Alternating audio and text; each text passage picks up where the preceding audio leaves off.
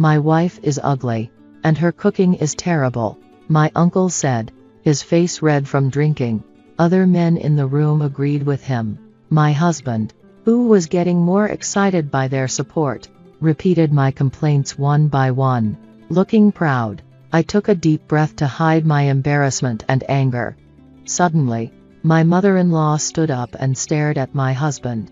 Is that all you have to say? She said. Everyone went silent. My name is Emma, and I'm 40 years old. I work in a medical office. I met my husband, Tom, who is 4 years older than me, through our shared love for tennis. We've been married for 13 years and really want children, but we can't have any, which makes me sad. My in-laws live separately but always worry about us, especially my mother-in-law. I have a good relationship with her. We often go out for lunch and shopping. My mother passed away when I was young, so my mother-in-law is like a real mother to me. She loves me as if I were her own child. Although my marriage was fine at first, my husband became very controlling after about 10 years. He's not kind to me anymore. For the past 3 years, he has been working late and traveling more often. He was transferred to a new department, and now he only comes home half the week. When he does, he treats me like a servant, asking things like, "Hey, is dinner ready?" One day, I finally told him, "You're not a child anymore. You should prepare your own clothes." He responded angrily, saying, "It's your duty to obey me as my wife. Don't complain." For an hour, he yelled at me and blamed me, bringing it up whenever he was in a bad mood. I felt trapped and had no choice but to obey him. One evening during dinner, he complained, "What's with all the vegetables? Am I a rabbit? Get some meat." I explained that he has high cholesterol, so it's better to eat less meat. But he stood up and threw my meal on the floor. He said, "Nobody knows my body better than I do. I'm going out to eat." Ignoring my protests, he grabbed his wallet and phone and slammed the door as he left. Every day, I searched the internet for recipes that used less salt and meat for my husband because his cholesterol was high. Despite my efforts, it felt pointless. When my husband came home 3 hours later, he was humming a song and seemed drunk. I picked up the mess he had made on the floor, including his coat, which smelled like grilled meat and perfume. I had suspected my husband was cheating before, but I had no proof, so I tried not to worry. However, the smell of the perfume made me more certain this time. Whenever he was in a bad mood, he would leave without saying anything and would take a long bath when he got home. I could smell that same perfume from his coat, even from the laundry basket. Feeling increasingly confident that he was cheating, I decided to gather evidence. 3 weeks later, we were on our way to my in-laws' house for New Year's Day. All the relatives gather at my husband's parents' house for a party. When we arrived, my mother-in-law had prepared a beautiful and delicious New Year's dinner. My husband and I wished everyone a Happy New Year. "You don't have to be shy, Emma. Go ahead and eat," my mother-in-law said. "Thank you very much," I replied. But my husband looked dissatisfied as I sat down to enjoy the food. "Hey, where are the chopsticks?" he shouted. I went to the kitchen, got them from my mother-in-law, and handed them to him. "Where are the cups?" he asked next. He complained, "Can't she do that without being asked? You should pay attention to what's around you." Even with all our relatives present, my husband continued to insult me. "I'm not a mind reader. You should at least tell me what you need." I held back my irritation and gave him a glass. He drank sake with a smile while the relatives watched him. "Would you like a drink too, Emma?" my uncle asked. But before I could respond, my husband said, "No, she's my driver." My mother-in-law and other female relatives were busy in the kitchen, preparing lunch and bringing drinks and snacks to the men. I was also wearing an apron I brought from home and working non-stop. My father-in-law and the other men were having a great time, drinking one beer after another. I could hear them laughing loudly. "I'm sorry you all have to work so hard," my mother-in-law said. "Let's take a break. I've prepared some hot tea for us." While we were drinking tea and chatting, I heard my husband's voice from the living room. "Let's play a game and say things we can't normally say. It's a new year," he suggested. The men cheered at his idea. The loser of rock paper scissors gets to speak their mind. My husband, who had drunk too much, could barely speak. "That sounds like fun." My mother-in-law smiled, clearly interested. I had a plan for this New Year's party, too. When my husband spoke up, I saw my chance. I took something from my bag and put it in my apron pocket. The game of rock paper scissors started, and the losers began to complain about their jobs and salaries. "So true," the others agreed. Finally, my husband lost, and it was his turn to voice his complaints. I felt a mix of excitement and nervousness about what he would say. "My complaint is that my wife is unattractive and her food tastes bad," he declared. I was shocked and couldn't think straight. My father-in-law awkwardly cleared his throat, saying, "When you got married, you were praising her beauty and cooking skills." "That was a long time ago, Dad," my husband replied. "Now she only serves tasteless food that looks like rabbit food." My uncle's face turned serious. "That's terrible. As his wife, she should do better," he added. Other men agreed, but no one knew that I had been trying hard every day to cook for my husband's health. Hearing their comments made me feel embarrassed and angry. I wanted to run away. The conversation shifted to other men complaining about their wives. "I work hard, so I deserve a bigger allowance." They told their wives to stop whining and just obey them. My father-in-law smiled, but the women looked down in silence. Then it was my husband's turn again. "Everyone is lucky to have children," he said. "My wife is defective and can't have kids. He should know how much I wanted children." I never imagined he would insult me like that. Sadness and frustration filled my heart. I took a deep breath to keep from crying. "It will be okay, Emma," my mother-in-law said gently, taking my hand. She sighed deeply, stood up, and approached my husband with a serious expression I had never seen before. "Is that all you have to say?" she yelled. The men were surprised. She usually seemed kind and obedient. The lively atmosphere in the room suddenly turned quiet. "Hey, we're all having a good time," my father-in-law said to my mother-in-law. "There's no need to be angry." "Are you kidding? You guys are the only ones enjoying yourselves. You should stop them. Shame on you, defective woman," my mother-in-law shot back. "Yes, that's right," my father-in-law replied, looking troubled. "Can't you see that we have things to say, too?" The women, who had been silently nodding, suddenly burst into applause. "Don't be afraid to speak up. Say what you want, and it will feel better," my mother-in-law encouraged. Her words inspired the women to share their true feelings. One after another, they voiced their complaints. "If you want a bigger allowance, increase your income," one said. "If you don't want us to complain, do things yourself," another added. "I'd rather have you help me." As the wives made clear complaints, the men were left speechless and began to apologize. But my husband remained cold and uninterested. "What's wrong with telling the truth? Why should I apologize?" he said defiantly. His question was met with awkward glances from the other men. "I will not apologize," he insisted.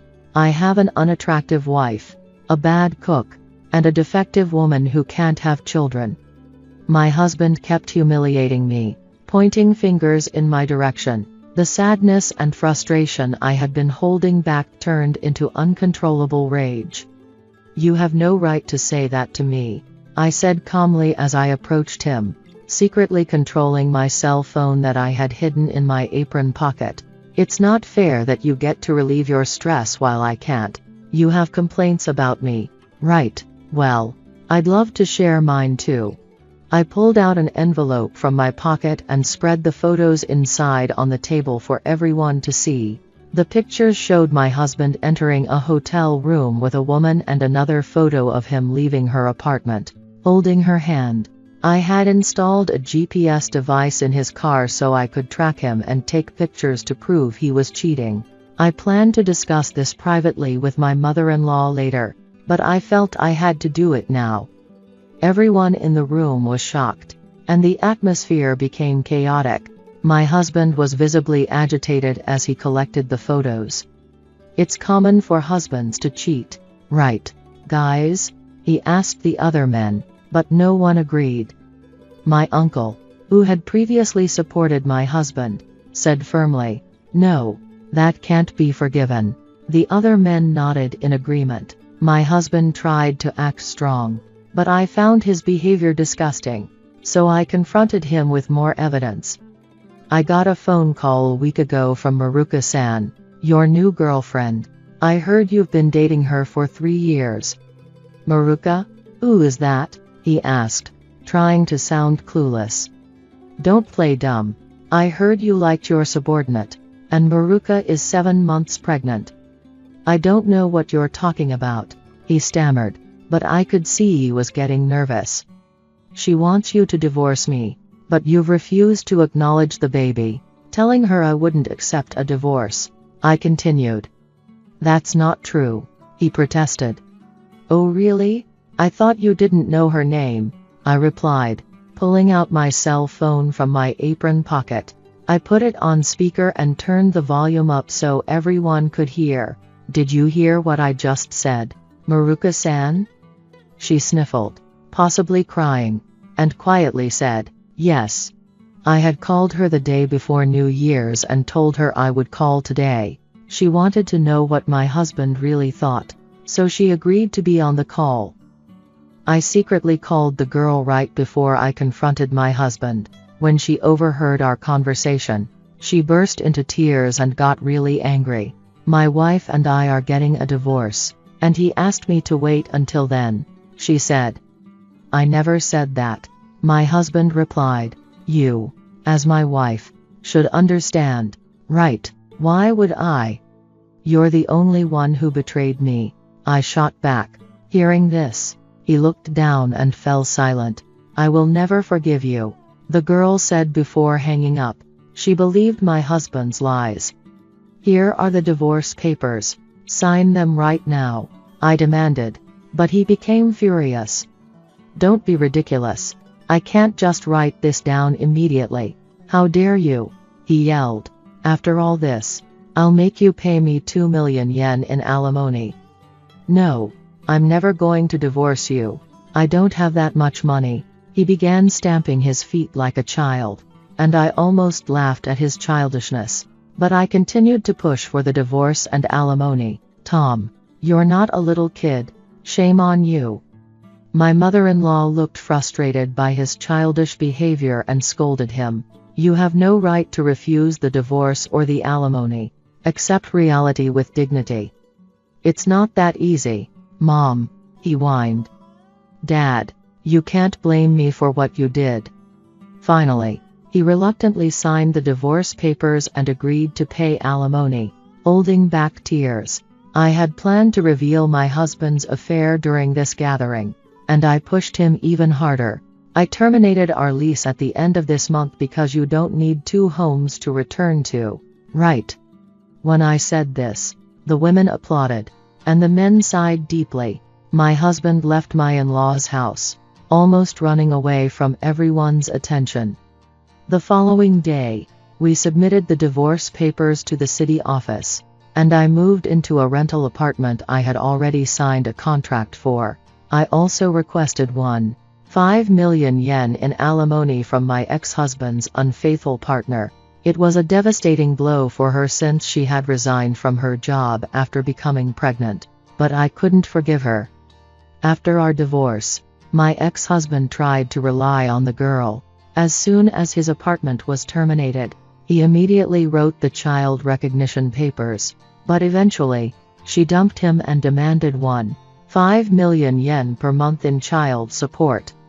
Additionally, my ex-husband resigned from his job after the affair became public, making it difficult for him to stay at the company. His parents abandoned him, and he couldn't find a new job. He ended up sleeping in an internet cafe and working part-time jobs to pay the alimony. My ex-mother-in-law, Susan, informed me that my ex-husband's cholesterol levels had gone up, and he was harming his body. He had been living a self-indulgent lifestyle since the divorce. On the other hand, Susan and I became friends after the divorce and grew even closer than when I was married to Tom. Now, I am content living a peaceful life while enjoying my solitude. Hey, why don't we sleep together in the same bed tonight? Huh? Yeah, sure. Wait a minute. What is it this time?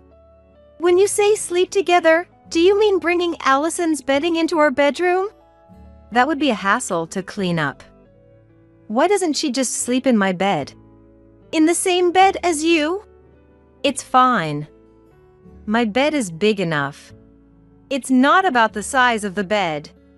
Are you going to complain like you did about the shower? Allison, do you not want to sleep with me? Huh? No, I don't mind. See? She says it's fine. My husband Stephen and daughter Allison are unusually close. Stephen has been divorced before and raised Allison on his own, so she probably trusts him a lot. But I think it's weird for a father and daughter to shower together and sleep in the same bed. Stephen and I have only just gotten married and started living together. So it's hard for me to suddenly criticize their habits. They might feel like I'm rejecting their way of doing things and get upset. I was left worrying about this for days on end. 2 years after we got married, Allison started middle school, but she and Stephen were still showering and sleeping together like always. I had thought about saying something to them, but then something happened that made me hesitate. About a month after Allison started middle school, they had a health check at school. I got called in by Allison's teacher to discuss the results. Normally, if there was a problem with the health check, they'd tell you to go to the hospital. I felt a deep sense of unease about being called in by the teacher. As I mentioned before, it's about the hearing test, the teacher began. Does Allison have some kind of illness? I asked, worried. I think Allison possibly has DASH. I was shocked by what the teacher told me. Now that I knew the cause of the issues in our household, I resolved to tackle them head on. I'm Lisa, a 35-year-old office worker. My husband Stephen is a salesman, and our daughter Allison just graduated elementary school and is on spring break right now. We're a completely ordinary family, about to reach the big milestone of Allison starting middle school. The only thing that sets us apart from other families is that Stephen has been divorced before, and Allison is his stepchild. But in this day and age when 1 in 3 couples gets divorced, that's hardly unusual. Stephen and I met 3 years ago at a dinner party. It was one of those events where people gathered to have drinks, and everyone was allowed to freely invite their friends. With 15 participants, it was a large group, and there were friends of friends mixed in, so about half of them were people I was meeting for the first time. Stephen was among those new acquaintances. Excuse me, is it okay if I sit here? I arrived late and this is the only seat available. Oh, not at all, please go ahead. Stephen sat down next to me with an apologetic expression on his face and called the waiter over to order a beer.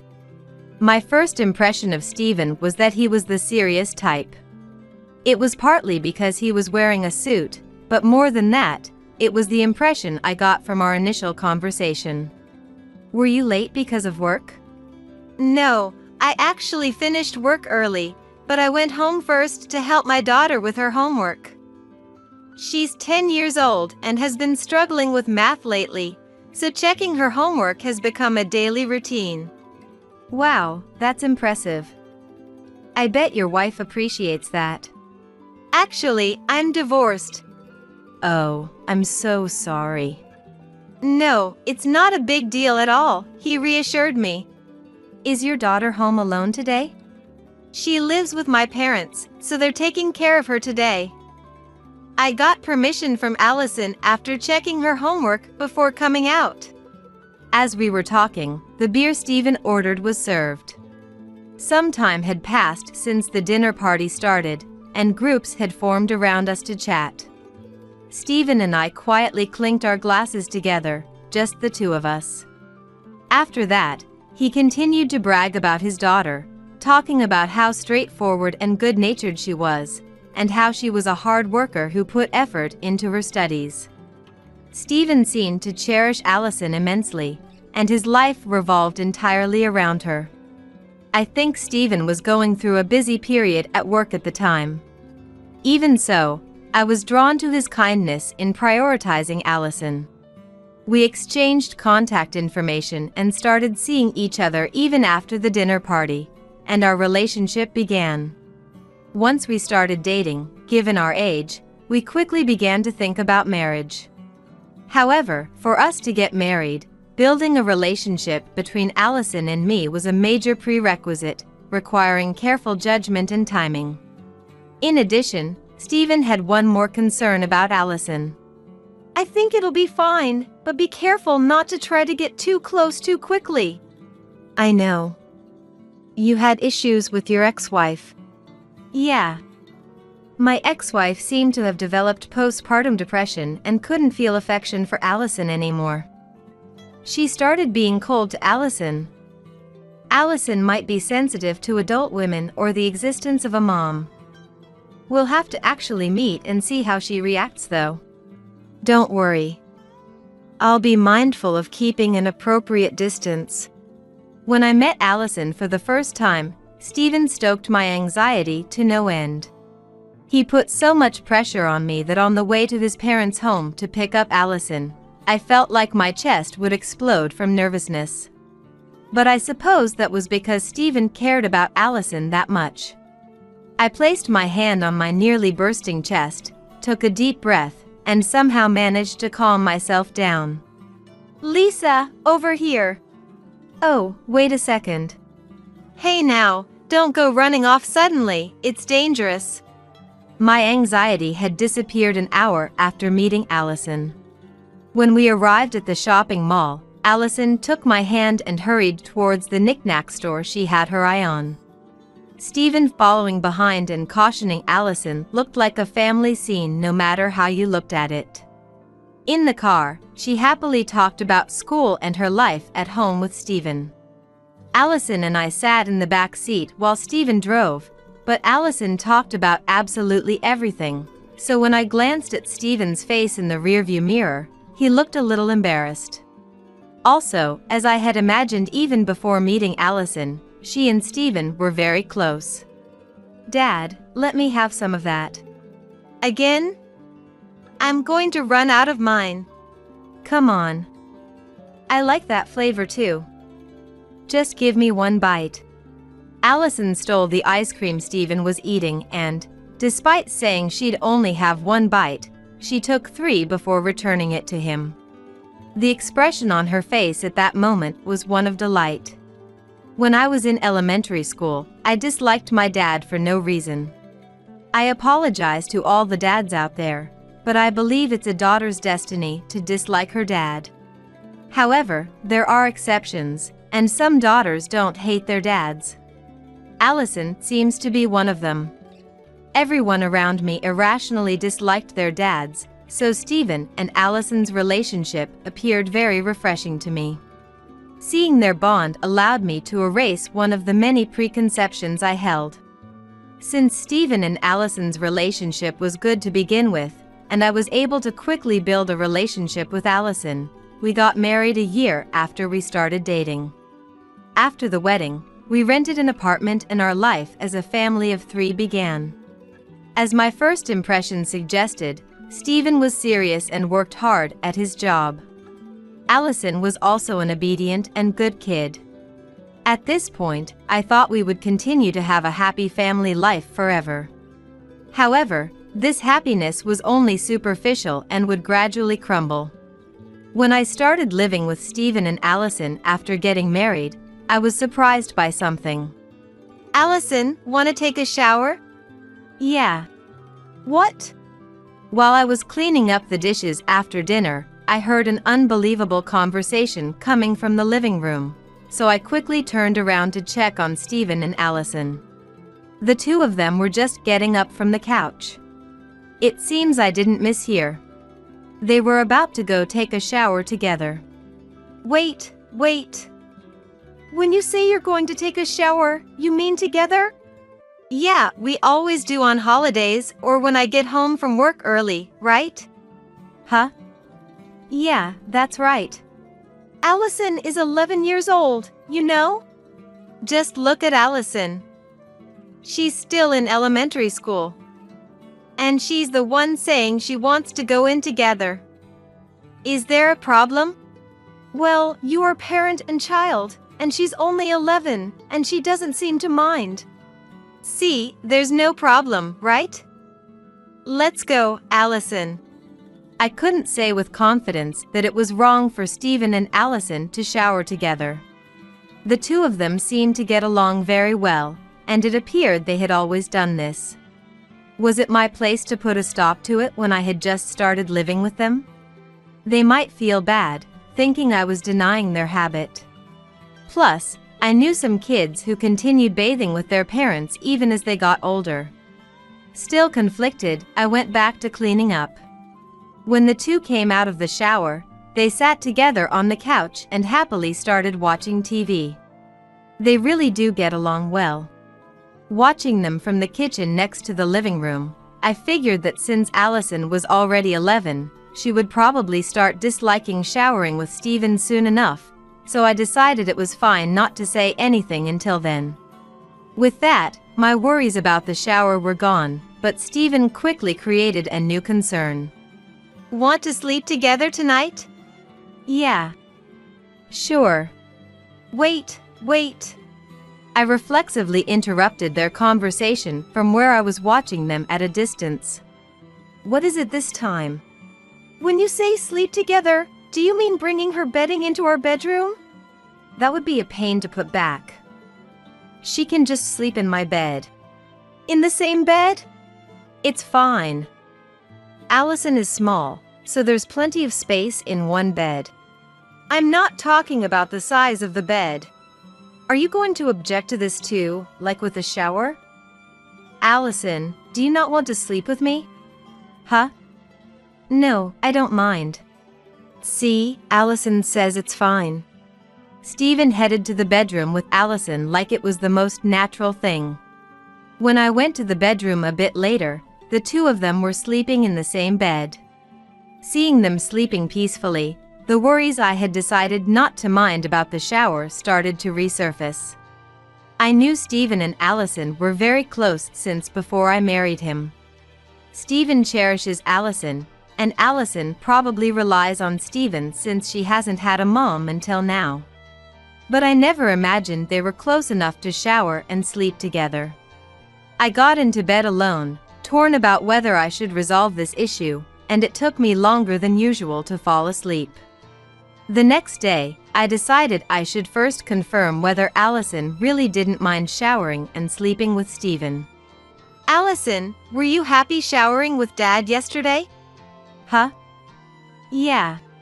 You always go in together on Dad's days off and when he gets home early, right?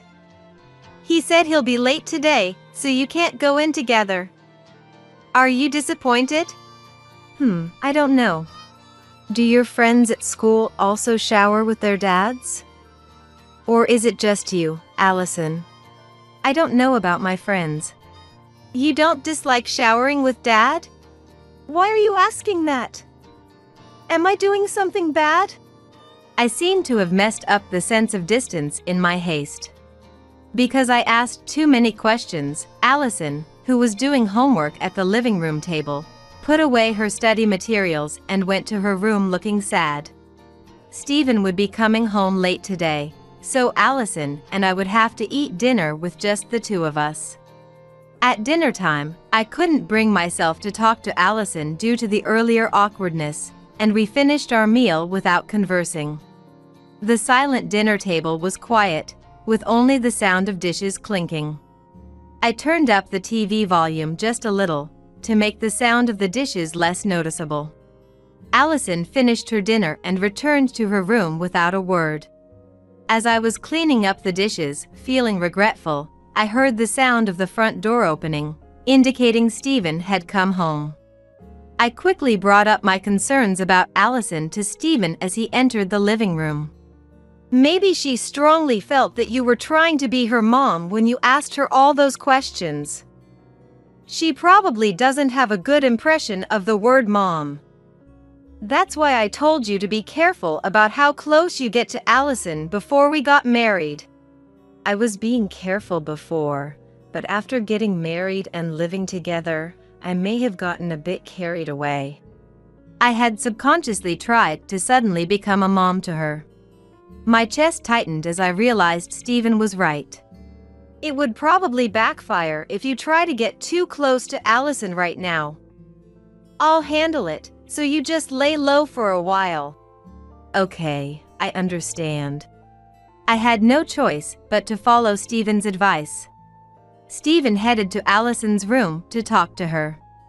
Unable to do anything, I could only sit in the living room and pray that my relationship with Allison would be repaired soon. After about 30 minutes, I heard the sound of Allison's bedroom door opening. Thinking Stephen was coming back, I looked towards the living room door. However, Stephen's footsteps didn't head towards the living room, but instead went in the direction of the shower. Moreover, I could hear Allison's voice as well. Allison had already taken a shower, but it seemed she was going to shower with Stephen again. I was sure they were having various conversations in the shower too. After a while, the two of them came out of the shower. Allison went to her room, and finally, Stephen returned to the living room. Eager to hear what happened, I immediately asked Stephen about his interaction with Allison as soon as I saw him. How did it go? Just as I thought, it was a mistake for you to suddenly act like her mom. I see. Of course. Don't get so down about it. She said things will go back to normal soon. I'll keep talking to Allison too. Please do. It seems like it would backfire if I try to talk to her too much. I silently thanked Stephen for his kindness. However, Stephen's next words once again made me question the situation. And you know, starting today, when I sleep with Allison, I'm going to go to her room instead of having her come to our bedroom. Huh? Why is that? Isn't it obvious? You think Allison wants to sleep in the same room as you when she's trying to distance herself from you? Oh, I guess you're right. Stephen's words about Allison wanting to keep her distance from me pierced my heart, causing intense pain. Stephen and Allison sleeping together, just the two of them. I didn't want to agree to it, but if I objected now, I would become the villain in this house, so I had no choice but to go along with Stephen in this situation. I silently nodded in agreement. Some time had passed since a wall had formed between Allison and me. Mom, listen. When you open this tube, it makes a big, pleasant sound. Can you show me what's inside, and not the tube itself? Allison had graduated from elementary school. The Allison who was an elementary school student until this morning was no longer one when she returned home. When the break ends, she will be a middle school student. Thanks to Stephen talking things through with Allison, my relationship with her had been repaired, and the problem was resolved. I was truly grateful to Stephen. However, my concerns remained the same even now. We're going to shower together today, right? Huh? Yeah. Wait a minute, Allison is about to be a middle school student, you know? It's about time you two stop showering and sleeping together. That's not true, right? You'll keep showering with me a bit longer, won't you? Stephen looked at Allison's face for confirmation, and she quietly nodded. After confirming Allison's agreement, Stephen turned to me with a proud expression on his face. "See? She says it's fine, so it's okay, right? But you know how close Allison and I are, don't you? We're not like most parents and children out there." Stephen happily made plans to shower with Allison that evening, smiling gleefully. At this rate, he probably wouldn't stop sleeping in Allison's room with her either. Now that Allison was becoming a middle school student, I really didn't want her and Stephen to keep showering or sleeping together. However, according to Stephen, in order to repair my relationship with Allison, it was crucial for him to shower and sleep with her, closing the emotional distance between them as parent and child while talking things out. He also said he wanted to continue doing so as much as possible to understand Allison's feelings going forward. When he put it that way, I had no choice but to back down, as I couldn't say anything after he had helped mend my relationship with Allison.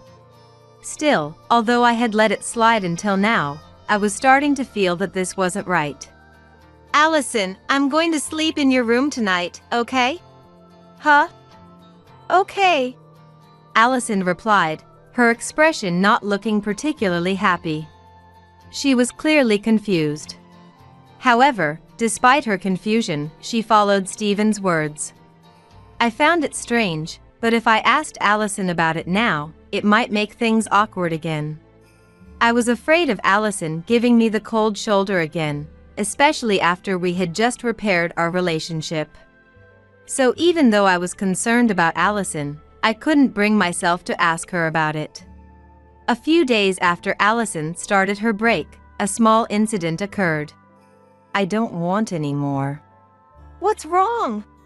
"My stomach hurts a bit." Stephen was coming home late today, so Allison and I were having dinner together. However, Allison finished her meal after only about 3 bites. You left about half yesterday too. Are you okay? "I'm fine. I think I'll feel better after I sleep." If you don't have an appetite, should I make you some soup? We have bananas and apples, or I could go buy some yogurt. "I don't need any. I'm going to sleep." I think it's better if you eat at least a little something. How about we go to the hospital tomorrow? "I told you I'll be fine after I sleep." But your middle school entrance ceremony is coming up soon. I think it's better to get checked just in case. "I said it's fine. Leave me alone." Allison slammed the table hard and stood up with the momentum. She walked a bit unsteadily to her room. Did I misjudge the distance between us again? Being yelled at by Allison made me lose my appetite as well. I didn't feel like moving, so I just sat there in a daze for a while, staring at my and Allison's mostly unfinished meals. Then, I heard the sound of the front door opening. Stephen was home. I immediately consulted Stephen about Allison when he entered the living room. Did you screw up again? It seems so. But this time, all I did was worry about Allison's health. Don't get too down. I'll go talk to her for you again. I'm sorry. Please do. If I left it to Stephen, he'd probably repair my relationship with Allison. However, that also meant it would become even harder for me to stop Stephen and Allison from showering and sleeping together. Still, right now, I had no choice but to ask Stephen. I decided to rely on Stephen again this time. Stephen promptly headed to Allison's room, and today too, Stephen and Allison slept in the same room. The next day. Good morning. Mom, I'm sorry about yesterday. I'm the one who should apologize. Now, let's have some breakfast. As I thought, if I left it to Stephen, the problem got solved quickly. Although there was still a bit of awkwardness remaining, the issue was resolved in just one night. Stephen entered the living room a bit late. Once again, he gave me a proud look. I started to lose confidence as a mom, wondering if this was what the relationship between a parent and child connected by blood was like. I'm home. Welcome back. How was school? Did you make any new friends? Everyone's the same from elementary school, so nothing's changed even though we're in middle school now. That makes sense. Well, how about your teacher? My teacher is young and cute, like a big sister. Isn't it rude to call your teacher that? Everyone's saying it. They say she's really easy to talk to, like a neighborhood big sister. When the break ended, Allison became a middle school student. It's only been a few days since she started middle school, but so far, there doesn't seem to be any problems at school. The problems just keep piling up at home. Stephen and Allison showering and sleeping together. Me not being able to stop it. Allison's concerning expression when Stephen talks to her, and me not being able to confirm the reason for it. Me not being able to act like a mom and relying on Stephen whenever something happens. I had completely lost confidence and was half giving up on resolving these issues. However, when it became clear that the root of all these problems was just one thing, I found myself galvanized to tackle them head-on. About a month after Allison started middle school, the students underwent health checks. Apparently, Allison had an issue with her hearing test. It's not uncommon for problems to be found during school health checks, and most of the time, they do a re-examination at the hospital and are told there are no major issues. Allison also had a problem with her urine test when she was in elementary school, but she went to the hospital and came back saying there was no problem. I thought this hearing test would turn out the same way, but it seems Allison had a problem with her hearing test. They want her to get checked at the hospital? Yeah, the hospital too, but the teacher said she wants to talk to us, so she asked us to come to the school. What does that mean? Did something happen right after she started school? Or did they actually find out she has a serious illness? If I had to guess, it's more likely Shaw has an illness. The teacher called me and told me to come. You don't think it could be a female-specific disease, do you? Didn't you ask on the phone? I did, but they said they'd give me the details at the school and wouldn't tell me. Well, if we're being called in, we have no choice but to go. You're right. We won't know anything until we hear what they have to say. My chest felt like it was about to explode, filled with anxiety from our inconclusive discussion. I couldn't sleep that night, my mind filled with unpleasant imaginings of Allison having a serious illness. The next day, I headed to the school to talk with the teacher. After school, I could hear the energetic voices of children putting their all into their club activities. I made my way through the lively sounds to the classroom where Allison spends her days. When I entered the classroom, the teacher was sitting alone in a chair. Thank you for taking the time to come. Please have a seat, the teacher said, guiding me to a chair. I had seen her at the entrance ceremony. But looking at her up close, I could see that Allison was right, she was young and cute. She was probably in her late 20s, or maybe even mid-20s. I could see why the students were fond of her and called her a neighborhood big sister. However, as we began to talk, her gaze shifted from that of a young woman to a teacher. As I mentioned in my message, it's about the hearing test. Does Allison have some kind of serious illness? I think Allison possibly has Dash. I was shocked by what the teacher told me. Now that I knew the cause of the various problems we'd been dealing with at home, I was determined to solve them in one fell swoop. That night, Allison and I waited together for Stephen to come home from work. I'm sure Allison is scared to talk to Stephen, but I hope she can endure it just this once.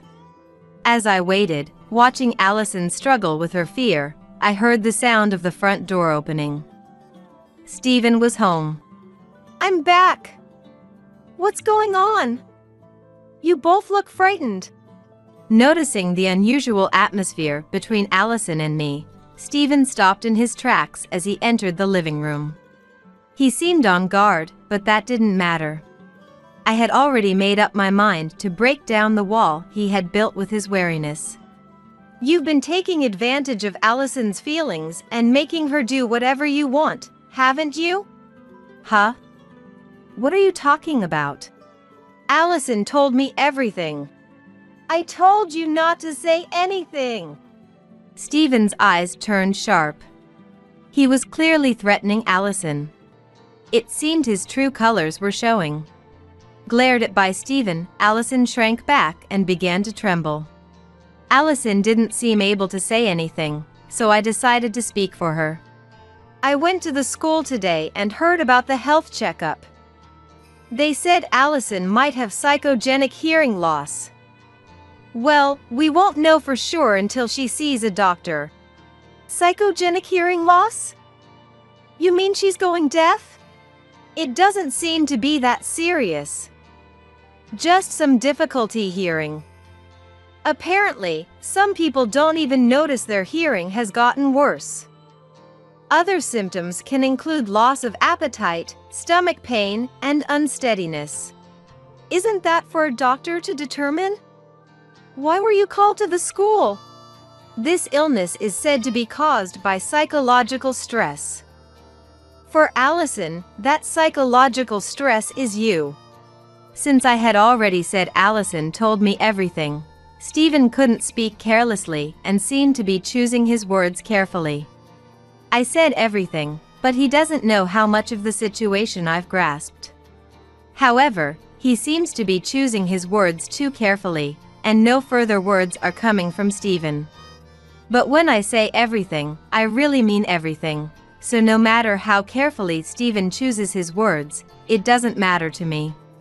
I heard from the teacher and learned that the cause of all the problems piling up in our house was Stephen. As I mentioned in my message, it's about the hearing test. Does Allison have some kind of serious illness? I think Allison possibly has psychogenic hearing loss. It's a condition where hearing becomes a bit difficult, and some people don't even notice it's happening. Then why was I called to the school? This illness is said to be caused by psychological stress. It can happen to children going through puberty or those who have just started a new school and are dealing with a change in environment. That's why I thought Allison, having just become a middle school student, might be feeling some stress and decided to talk to her. Did Allison tell you about it? She was reluctant to talk at first, but I convinced her to tell me. I silently apologized to the teacher in my heart. Because she was young, my first impression was that she seemed unreliable. However, it seems the teacher managed to get Allison to open up about her troubles. I was able to reduce my preconceptions by one more. Allison had said the teacher was young and easy to talk to, but she probably also knows how to listen to students' concerns as a teacher. I couldn't help but think that the reason Allison and the others find her approachable is because she intentionally gets the students to talk about themselves. Is it true that Allison sleeps together with her dad? Yes, it's true. The teacher didn't mention the showers. Allison probably found it too embarrassing to talk about. Allison says she reluctantly sleeps with her dad. But Allison says she doesn't mind sleeping with Stephen. Allison can't go against her dad. I'm sorry to ask, but Allison is a child from his previous marriage, right? And I heard Allison's mom suffered from postpartum depression? Yes, that's right. I heard about that from my husband too. It seems that Allison has been traumatized by her previous mom's coldness and her parents' divorce. From a young age, she's felt anxious that she might be abandoned by her parents someday. So she started doing whatever her dad said in order to avoid being abandoned. Abandon? We would never. Allison is in middle school now, so I think she understands she won't be easily abandoned. But the experiences of doing whatever her dad said from a young age to avoid being abandoned may have become so ingrained that she can't break free. So that's why she made that face when my husband talked to her, unable to refuse even though she wanted to. And the reason she yelled at me was because she was troubled and didn't know what to do. This is just my own theory based on what I heard from Allison. I think you understand Allison better than I do, so please try talking to her once. I returned home, reflecting on how I had failed to understand Allison at all. Hearing the teacher's story, various things started to connect in my head, and I began to see the true nature of the problem. Upon getting home, I first apologized to Allison for not understanding her at all and promised I would absolutely never abandon her no matter what. Allison forgave me, and when I told her I had spoken with the teacher, she told me everything. Listening to Allison's story, I checked the answers to what I had been thinking on the way home from school. Most of what I had thought was correct. So you were the cause of Allison's psychological stress. You noticed how she acted to avoid being disliked since she was little and took advantage of those feelings to make her do your bidding. It had already started when I first met Allison, hadn't it? When you first met Allison? I don't remember something that long ago. For you, ordering Allison around was so commonplace that you don't even remember it. Both Allison and I clearly recall it though. I was so happy when Allison warmed up to me right away when we first met. But apparently, you had told her to hold my hand, hug me and stuff to make a good impression on me. You even made her pretend to get along with you, didn't you? Now that you mention it, I do feel like I made her do something like that. At home, you showered together, slept together. I can't believe you would treat Allison however you pleased, knowing she couldn't defy you. That's just that. It's not like I abused her or anything. No, showering and sleeping together is clearly abuse. That's not true. Allison didn't seem to mind. Right, Allison? Stephen shot Allison another sharp look. I felt like I had seen this exchange several times before. When Stephen would shower or sleep with Allison, he would sometimes phrase it like he was checking with her. However, this wasn't a real check, but rather a pressuring command. Glared at by Stephen, Allison began trembling again. At this rate, Allison might give in to Stephen again, so I decided to assist a little. I lightly tapped Allison's shoulder, encouraging her to look at my face. Our eyes met, and I conveyed with my gaze that no matter what, I was on Allison's side. My message seemed to get through, and Allison's shaking subsided. I hated showering and sleeping with Dad. I don't want to be with Dad anymore. You say things like that? To Stephen, Allison had been the ultimate yes man since she was little. He seemed surprised that Allison had said no for the first time. Stephen, who thought she would easily give in again if pressured, looked perplexed. However, Stephen's perplexed expression lasted only a moment before his villainous face returned. I see. My bad. So? Should I stop giving orders to Allison then? You think that would solve anything? I'm divorcing you. And I'm taking custody of Allison. What? Divorce? Of course. You think I could entrust precious Allison to an abuser like you? You say abuse, but I just learned for the first time that Allison hated it. If she had told me from the start, I would have stopped right away. Isn't it partly Allison's fault for not clearly saying no? Stephen laughed, claiming his actions weren't abuse. However, such excuses were unacceptable. Surely someone had warned me he might try to make excuses like this, so I was already prepared. You know, sexual abuse of a child can be established even without sexual violence. What? When I haven't abused her? Don't be ridiculous. What you did falls under custodial indecency. When a custodian takes advantage of their influence to perform sexual acts on a child, it's a crime even with consent. That makes sense, doesn't it? A child is still mentally immature, and depending on the situation and environment, they can't always freely make decisions.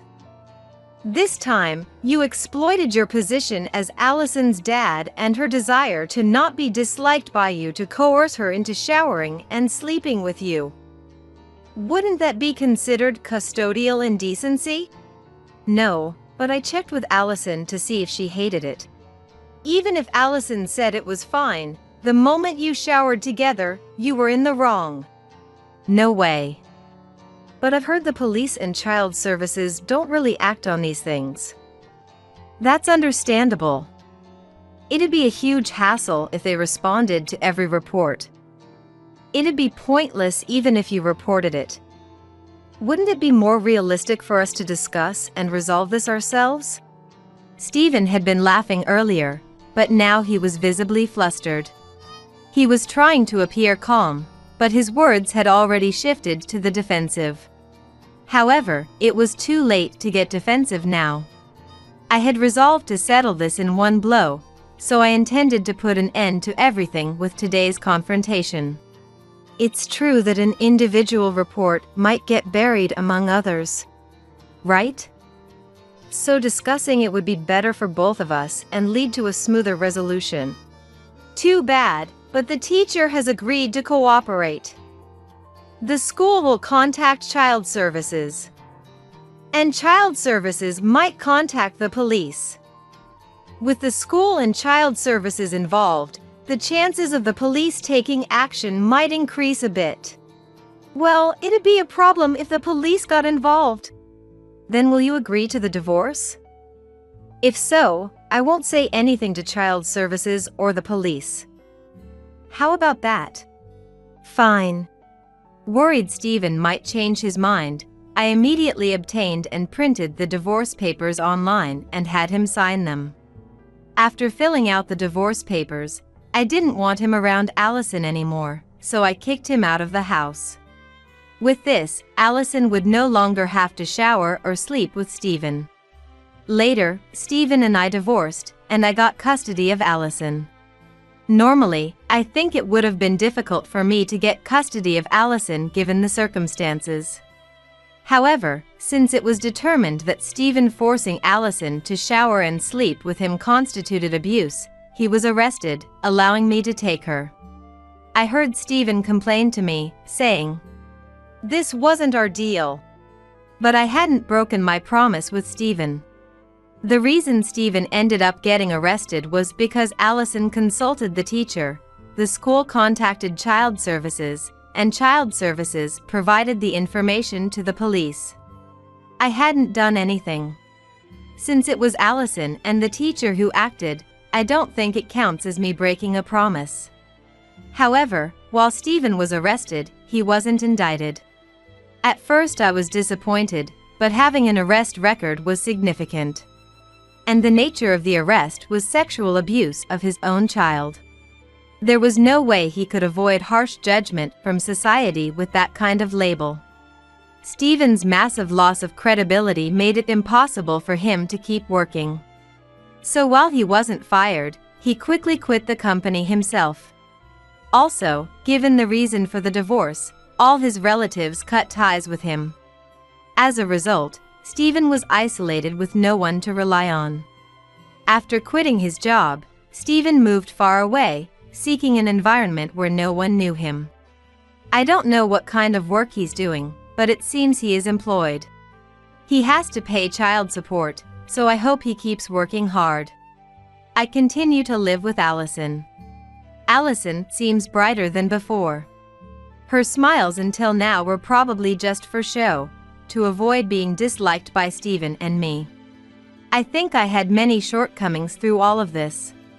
So to ensure Allison never has to force a smile again, I'm determined to become a much more reliable mom. The in-laws, who leave all the travel planning to me. Yet, I'm not included in those trips. Words spoken to me by my husband Gale upon his return from an overseas trip were, "Have a nice meal ready when I get back." That was it. Since father-in-law Stephen passed away, Gale has been brainwashed by mother-in-law Veronica and sister-in-law Louise into becoming the main perpetrator of harassment against me. I obediently followed along, preparing delicious meals, waiting for the three of them. I'm Viola, 29 years old. Living with Gale's parents and his unmarried sister Louise, we were a household of 5. Gale works in sales at a pharmaceutical company, and I'm a pharmacist at a university hospital. We met at work. As we got to know each other, Gale asked me out, and we started dating. On our days off, we'd go on trips or play tennis, our shared hobbies. After 2 smooth years of dating, we got married. A year into our marriage, we began living with Gale's family. Initially, I was opposed to living together, wanting to enjoy married life just with Gale. However, the conversation about rebuilding the old family home quickly escalated to making it a 2-family house, and before I knew it, we were all living together. Veronica, Louise, and I divided the household chores, as Gale and I both worked. I was mainly in charge of cleaning. Veronica cooked, and Louise did the laundry. We helped each other out when busy. My in-laws and Louise didn't bully me, and living together went unexpectedly well. But Stephen's presence was significant in this harmony. He adored me, Gale's wife, always looking out for me living under his roof. His strong presence as the family head made life comfortable. Everything changed when Stephen suddenly passed away. Stephen, who had been doing well until the day before, passed away, and the family was filled with great sadness. The family, including me who adored kind Stephen like a real father, was engulfed in great sorrow. Losing the head of the house so suddenly, the family's balance crumbled. I thought this was a time for the family to support each other. Veronica, Louise, and even Gale seemed to agree. However, to them, I was an outsider, not family. After Stephen's death, they openly started attacking me. Viola, the meal isn't ready yet. You really are inefficient. It's ridiculous to divide chores. Housework should be done by the sons. From now on, you'll do it all alone. That's right. Why should we have to do household chores? I'm working too, you know? You handle the housework. So went the unified voices of Veronica and Louise, pushing all the chores onto me. I work too. I thought, but couldn't talk back, silently taking on all the chores. But working full-time and handling chores for 4 was overwhelming. To this, the dinner isn't ready yet? You're too inefficient. Make sure you prepare 3 dishes for the meal. These clothes are wrinkled. They were expensive, so iron them for me, will you? Veronica and Louise said freely. When I sought help from Gale, he said, "Just work harder, wife. As Mom says, you're inefficient." He completely ignored me and even joined in blaming me. All chores were dumped on me, and instead of thanks, I received constant criticism and sarcasm. I was treated like a slave by all 3. It's one thing for Veronica and Louise not to treat me, Gale's wife, as family. But what hurt most was Gale, who chose me as his wife, treating me like an outsider too. In Stephen's absence, I became a mere servant and financial contributor in the eyes of the family I thought I belonged to. On weekdays, I'm busy with work and house chores, and on weekends, I'm chasing after the remaining chores. Amidst this routine, I've been worn down day by the inconsiderate words from Veronica, Louise, and Gale. In addition to their harsh words, recently, they've started tripping me while I'm cleaning, or blatantly throwing away my cooking in the sink, complaining it's inedible. All 3 of them have become unbearably rude. And they always say it's because I'm Gail's wife. Just because I'm Gail's wife doesn't mean I deserve to be treated like a slave. As these days continued, about a year later, during a break at work, my boss approached me. "Viola, you seem to have lost quite a bit of weight this year, and you always look pale. Is something bothering you? I'm here to listen if you want to talk." Touched by her kind words, I found myself crying as I told her everything. When I finally let out all the verbal and physical abuse from Gail, Veronica, and Louise, my boss comforted me, saying, "You've been bravely facing tough times every day. Actually, I just got divorced recently due to my husband's psychological abuse.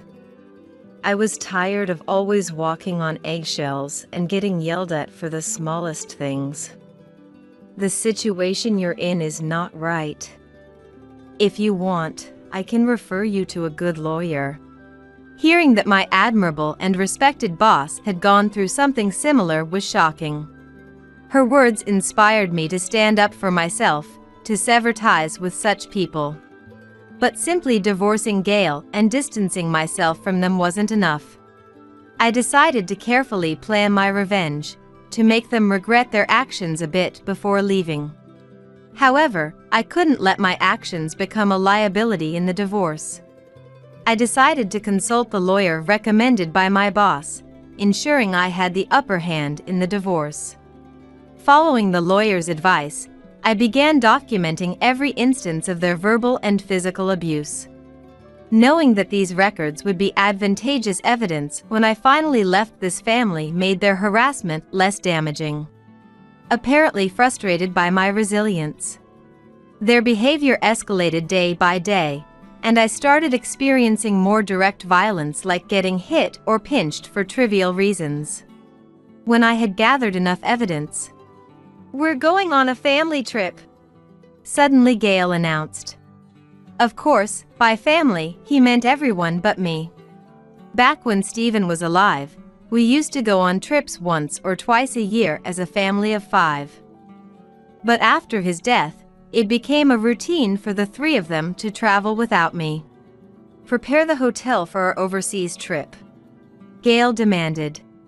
For some reason, I, who wasn't going, had to arrange their accommodation. When I first heard this, "Why should I do that when I'm not even going?" I protested. Enraged. "Can't you do even that for your family? I can leave you anytime, you know. Just prepare it without complaining," he threatened. After that, I reluctantly arranged their trips just to avoid getting yelled at. Despite my anger at Gail's arrogance, I saw this as an opportunity. "Okay, I'll prepare the hotel," and calmly replied, "I'm going to end everything on this day." That's what I thought as I started preparing for the final stage of the plan.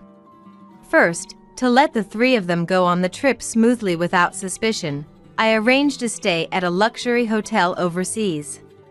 When I told them I booked a well-known luxury hotel, Gail said, "You're surprisingly competent for once." in a great mood, "It's times like these that you need to work hard. Make sure you don't slack off with the housework while we're gone," Veronica added. Their arrogant attitude didn't bother me much anymore, as I was progressing with my revenge plan. On the day the 3 of them left for the trip, I saw them off and immediately started my preparations. 2 nights and 3 days would be enough to finish everything. Then, on the morning of the 3rd day, I was woken up by a call from Gail. "Coming back today, make sure you prepare dinner. Let's see, steak and pizza sound good. Order something delicious. You can just have French fries," he ordered arrogantly. Over the phone, Louise also said, "We've been eating fancy meals at luxury hotels every day, so I'll brag about it when we get back. But before I brag, I want to take a shower, so make sure the shower room is clean." As usual, acting superior. To proceed with the plan without issues, I replied, Understood. And hung up the phone. Remember this, I muttered to myself and decided to check my luggage, which I had almost finished packing yesterday. Then, in the morning, the moving company arrived and started taking out my belongings. Yes, I was leaving this house with my things before the three of them returned from their trip. I planned to take everything I bought or brought with me. As I was packing my things, I remembered that most of the furniture and appliances were bought with the money my parents gave us as a housewarming gift. I had all the packed items moved to an apartment I rented near my parents' home. My parents' house is about an hour and a half drive away from this house. After deciding on divorce, I gathered the courage to tell my parents everything. Then, my parents said in unison, "We can't forgive what our dear daughter has been through," and were furious, saying, "This is your home, so come back anytime." They gave me those warm words. However, my parents live in a condominium, and my sister has also returned home to receive support during her pregnancy. I had more belongings to take than I expected, and since I could afford to live alone in an apartment with my income, I decided to rent an apartment near my parents' home. After moving all my belongings, the house felt spacious. It made me realize how much furniture and appliances I had been forced to buy, despite it originally being my in-laws' house. Since I'm divorcing and becoming a stranger to those three, there's no reason to leave my things for them. With a clear heart, I began the other preparations. After arranging a colorful meal on the table, I sent a photo to Gale, saying, "Dinner is ready." He replied quickly. Gale quickly responded, "Well, that's passable. The meat looks juicy and delicious. The pizza, what, from a chain store? Well, I'll let it slide this time, especially since you prioritized my favorite steak." That was his message. Even at a time like this, Gale couldn't express gratitude honestly, and I was left speechless. I didn't reply afterward, as I had nothing else to say. By now, he must be showing the dinner photo to Veronica and Louise as well. The food looks very delicious in the photo. A treat for when they return. Muttering that to myself, I laughed mockingly, imagining the three of them shocked and frozen upon their return. Satisfied with my handiwork, I left the house with light steps, heading to my new apartment. I wonder what faces they will make when they return home to find me gone. And most of the furniture and appliances missing. I thought about placing a hidden camera as I started to settle into my new home.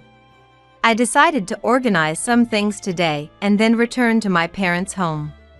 It's not just the furniture and appliances that are missing. I wonder how they will react when they see what I spread out on the table. That's something I'm really curious about. I can easily imagine them turning red with anger. It's a pity I can't see it directly. After organizing my belongings, I returned to my parents' house, where my father, mother, and sister warmly welcomed me. "You really went through a lot.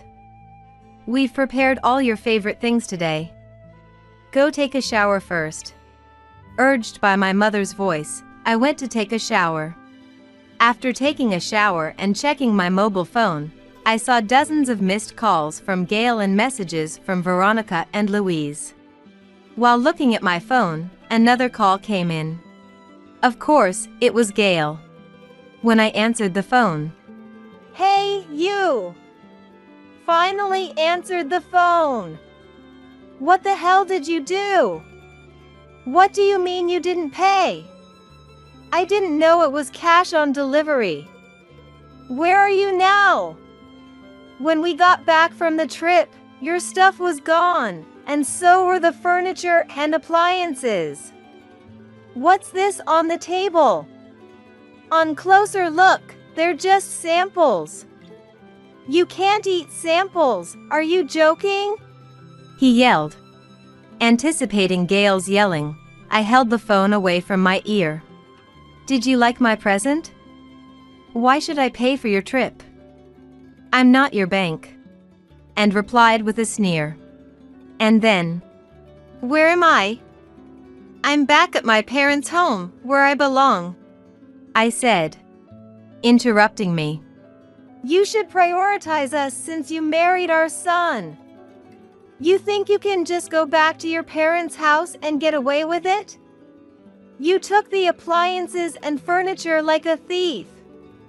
Bring them back. And deal with this trash on the table, Veronica yelled. I'm becoming a stranger to you, so there's no reason for me to leave my things in a stranger's house. I certainly won't be preparing meals for you. From now on, the three of you should live as a family and support each other. Any further communication should be through my lawyer.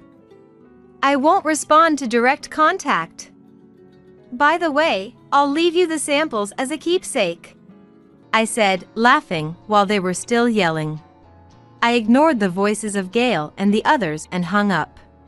Calls and messages continued, but I didn't respond to any. The sample dishes I left on the table instead of real food were made at the food sample factory where my sister works. She's the manager there, so she handled it cleverly. They looked so real in the photos. I knew Veronica and Louise could cook, so it wouldn't be a big deal to them, but remembering their fury over the phone, I felt my little revenge was a great success. More importantly, the damage from the missing TV, washing machine, dresser, vacuum cleaner, and the unpaid hotel bill must be more significant. Most of the household expenses were covered by my salary. Louise contributed only a small allowance. And Gail spent his salary on his hobbies and clothes. Without much savings, buying new furniture and appliances will hurt them. But that's none of my concern now that I'm a stranger to them. The evidence I gathered after consulting my lawyer was perfect. With so much evidence, the lawyer was confident the divorce would be in my favor. I'll leave it to the lawyer to get as much compensation as possible. I might not get much, but being away from those three is the best outcome for me. Negotiations started with the lawyer in between, but Gail was unwilling to accept the divorce. Veronica and Louise, despite the evidence, refused to admit to their abusive behavior, calling it disciplining a son's wife.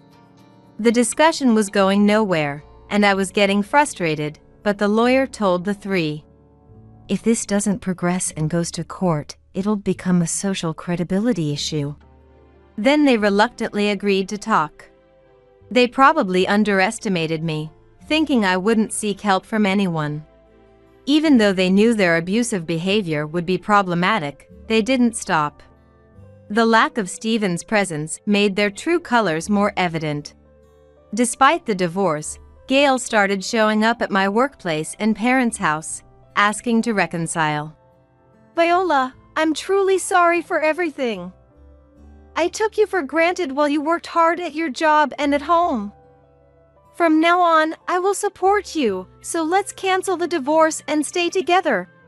He said this in front of my workplace, holding a bouquet of flowers, probably just to avoid paying compensation. I've already asked you to avoid direct contact, right? If you come again, I'll call the police. As soon as Gail followed me, I went straight to the police station to discuss his stalking and decided to get a restraining order against him. However, undeterred, Gail, Veronica, and Louise somehow found out where my new apartment was and showed up. One day, while relaxing and watching TV, the doorbell suddenly rang. Looking through the peephole, I saw the three of them. I tried to ignore them at first, but they kept ringing the doorbell, causing a disturbance to the other residents, so I reluctantly answered. Yes, I said. Viola, have you reconsidered after last time? We really should stay together. And then Gail started talking cheerfully. Following that, Viola, we were wrong. We misunderstood that as Gail's wife, you were supposed to work for the family. Let's try to have a good relationship and live well together this time. Veronica added, conveniently arranging her words. I don't know how you found this place, but I told you to stop direct contact, didn't I? No matter what you say, we are strangers now, and I have no intention of becoming family again, I replied. Gail's face twisted unhappily. Don't get so full of yourself just because we've changed our attitude a bit. Come out already. He raised his voice. It's true that people's fundamental nature doesn't change. As I was thinking this, two men approached them from behind. We're the feel-good police. You're not allowed to approach someone when there's a restraining order. Please come with us to the station, they said to Gail. I had contacted the police as soon as the doorbell rang. You called the police? What are you doing? Explain to them and send them away, he yelled, but I decided to leave it to the police and turned off the doorbell. Later, Gail, Veronica, and Louise were taken to the police station for questioning and a stern warning. It seems that Veronica, being a housewife with only a small pension, and the salaries of Gail and Louise, were not enough to keep up with the loan and compensation payments, and they ended up selling the house. Now, they are living in a small apartment. As for me, I'm living alone while frequently visiting my parents' home. I'm currently enthralled by my newly born niece. I plan to continue cherishing my family. Call an ambulance, quick.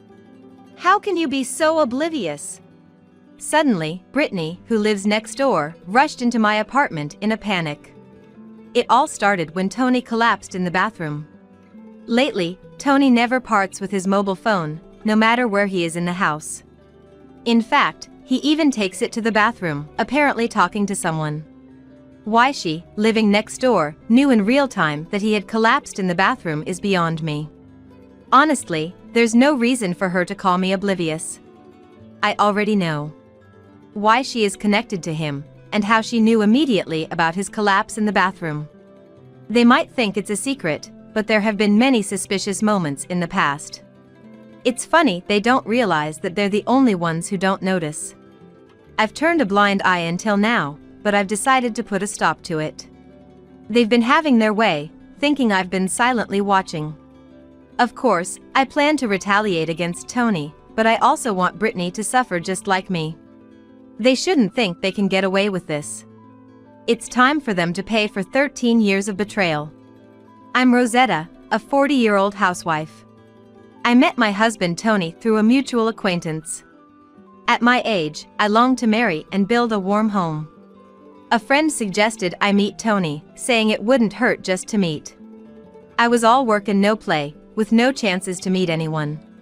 Watching my friends get married, I wondered what life with someone I loved would be like. Thinking it was just a meeting, I said yes, only to find an unexpectedly great connection. Our hobbies and topics of conversation matched, and our conversational pace and rhythm felt incredibly comfortable. It was as if we had met before, and I wanted to see him again. I had dated a few men before, but none with whom I could talk so freely. My first impression of Tony was of a caring man, always putting me first. I quickly fell for his ever-present kindness. Rosetta, I thought this would suit you. What's this?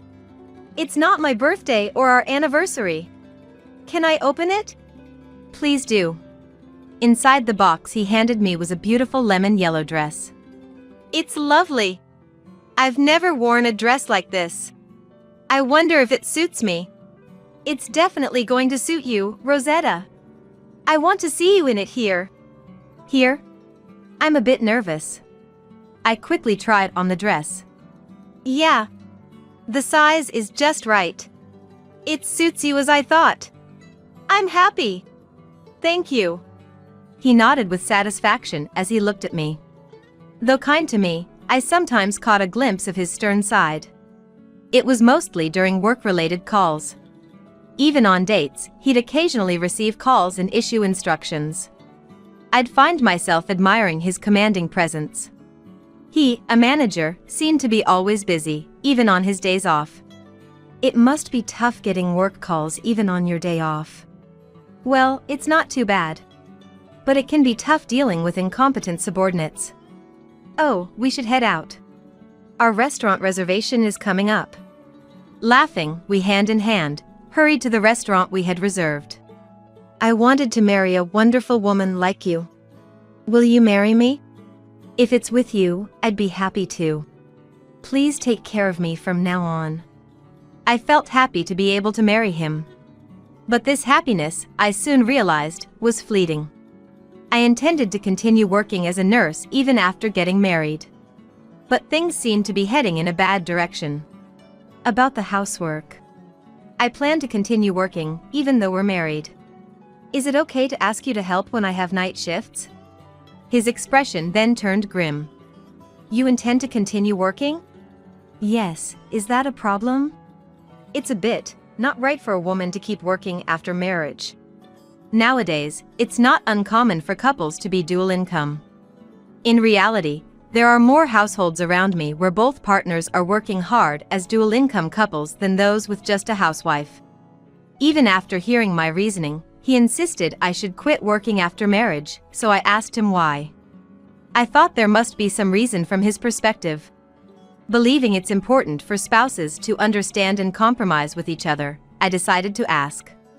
Ever since college days, I've been coming back to a dark room and turning on the light alone. Tony, you've lived alone for a long time since college, right? The moment the room lights up and I realize I'm alone, I just hate that feeling. His expression seemed to darken for a moment. So that's how you felt. I lived with my family for a long time, but I guess living alone can make you feel that way. That's why I want you, Rosetta, to quit your full-time job.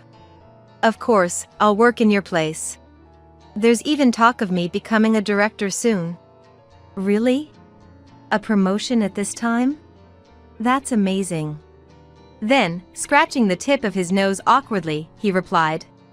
Whenever he feels shy about something, he fiddles with his nose and breathes heavily.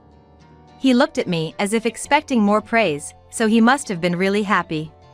He always prioritized career advancement, working hard to be recognized at work, so this honor must mean a lot to him. It's not a big deal for someone like me.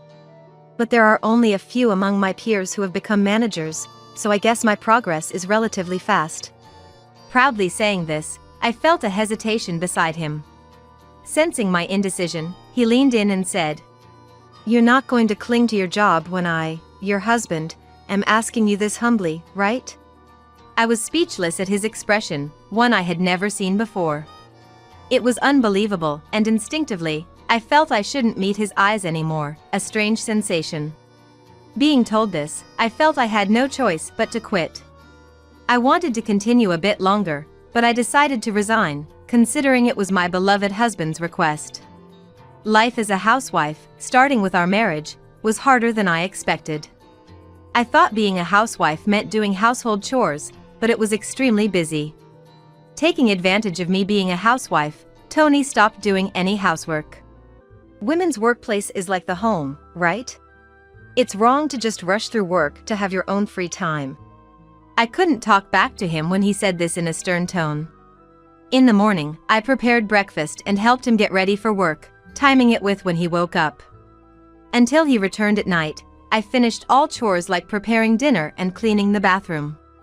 Tony, breakfast's ready. I'll be right there. He sat down at the table, looking around leisurely and sighed deeply. You know I went out for a work-related drink last night, right? Yes, I thought so since you came back late. What about it? If I went out for drinks, shouldn't the breakfast be Eggs Benedict?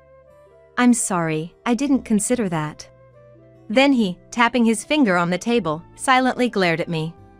He was particular and would strongly point out anything that differed even slightly from his preferences. Hey, is this where the vase was supposed to be? A normal vase placed beside the TV stand. I bought it thinking it would add a nice touch to the home since he likes flowers. I haven't decided exactly where to place the vase, but I wonder if something went wrong. The vase? I moved it a bit since it was blocking the TV view. Tony clicked his tongue and glared at me. With this angle, it blocks the view of the painting from my seat. A masterpiece obscured by flowers. What were you thinking? So selfish to prioritize watching TV. I didn't mean to. I'm sorry. Try to understand the feelings of a man who's dealing with such a selfish woman. He kept blaming me relentlessly.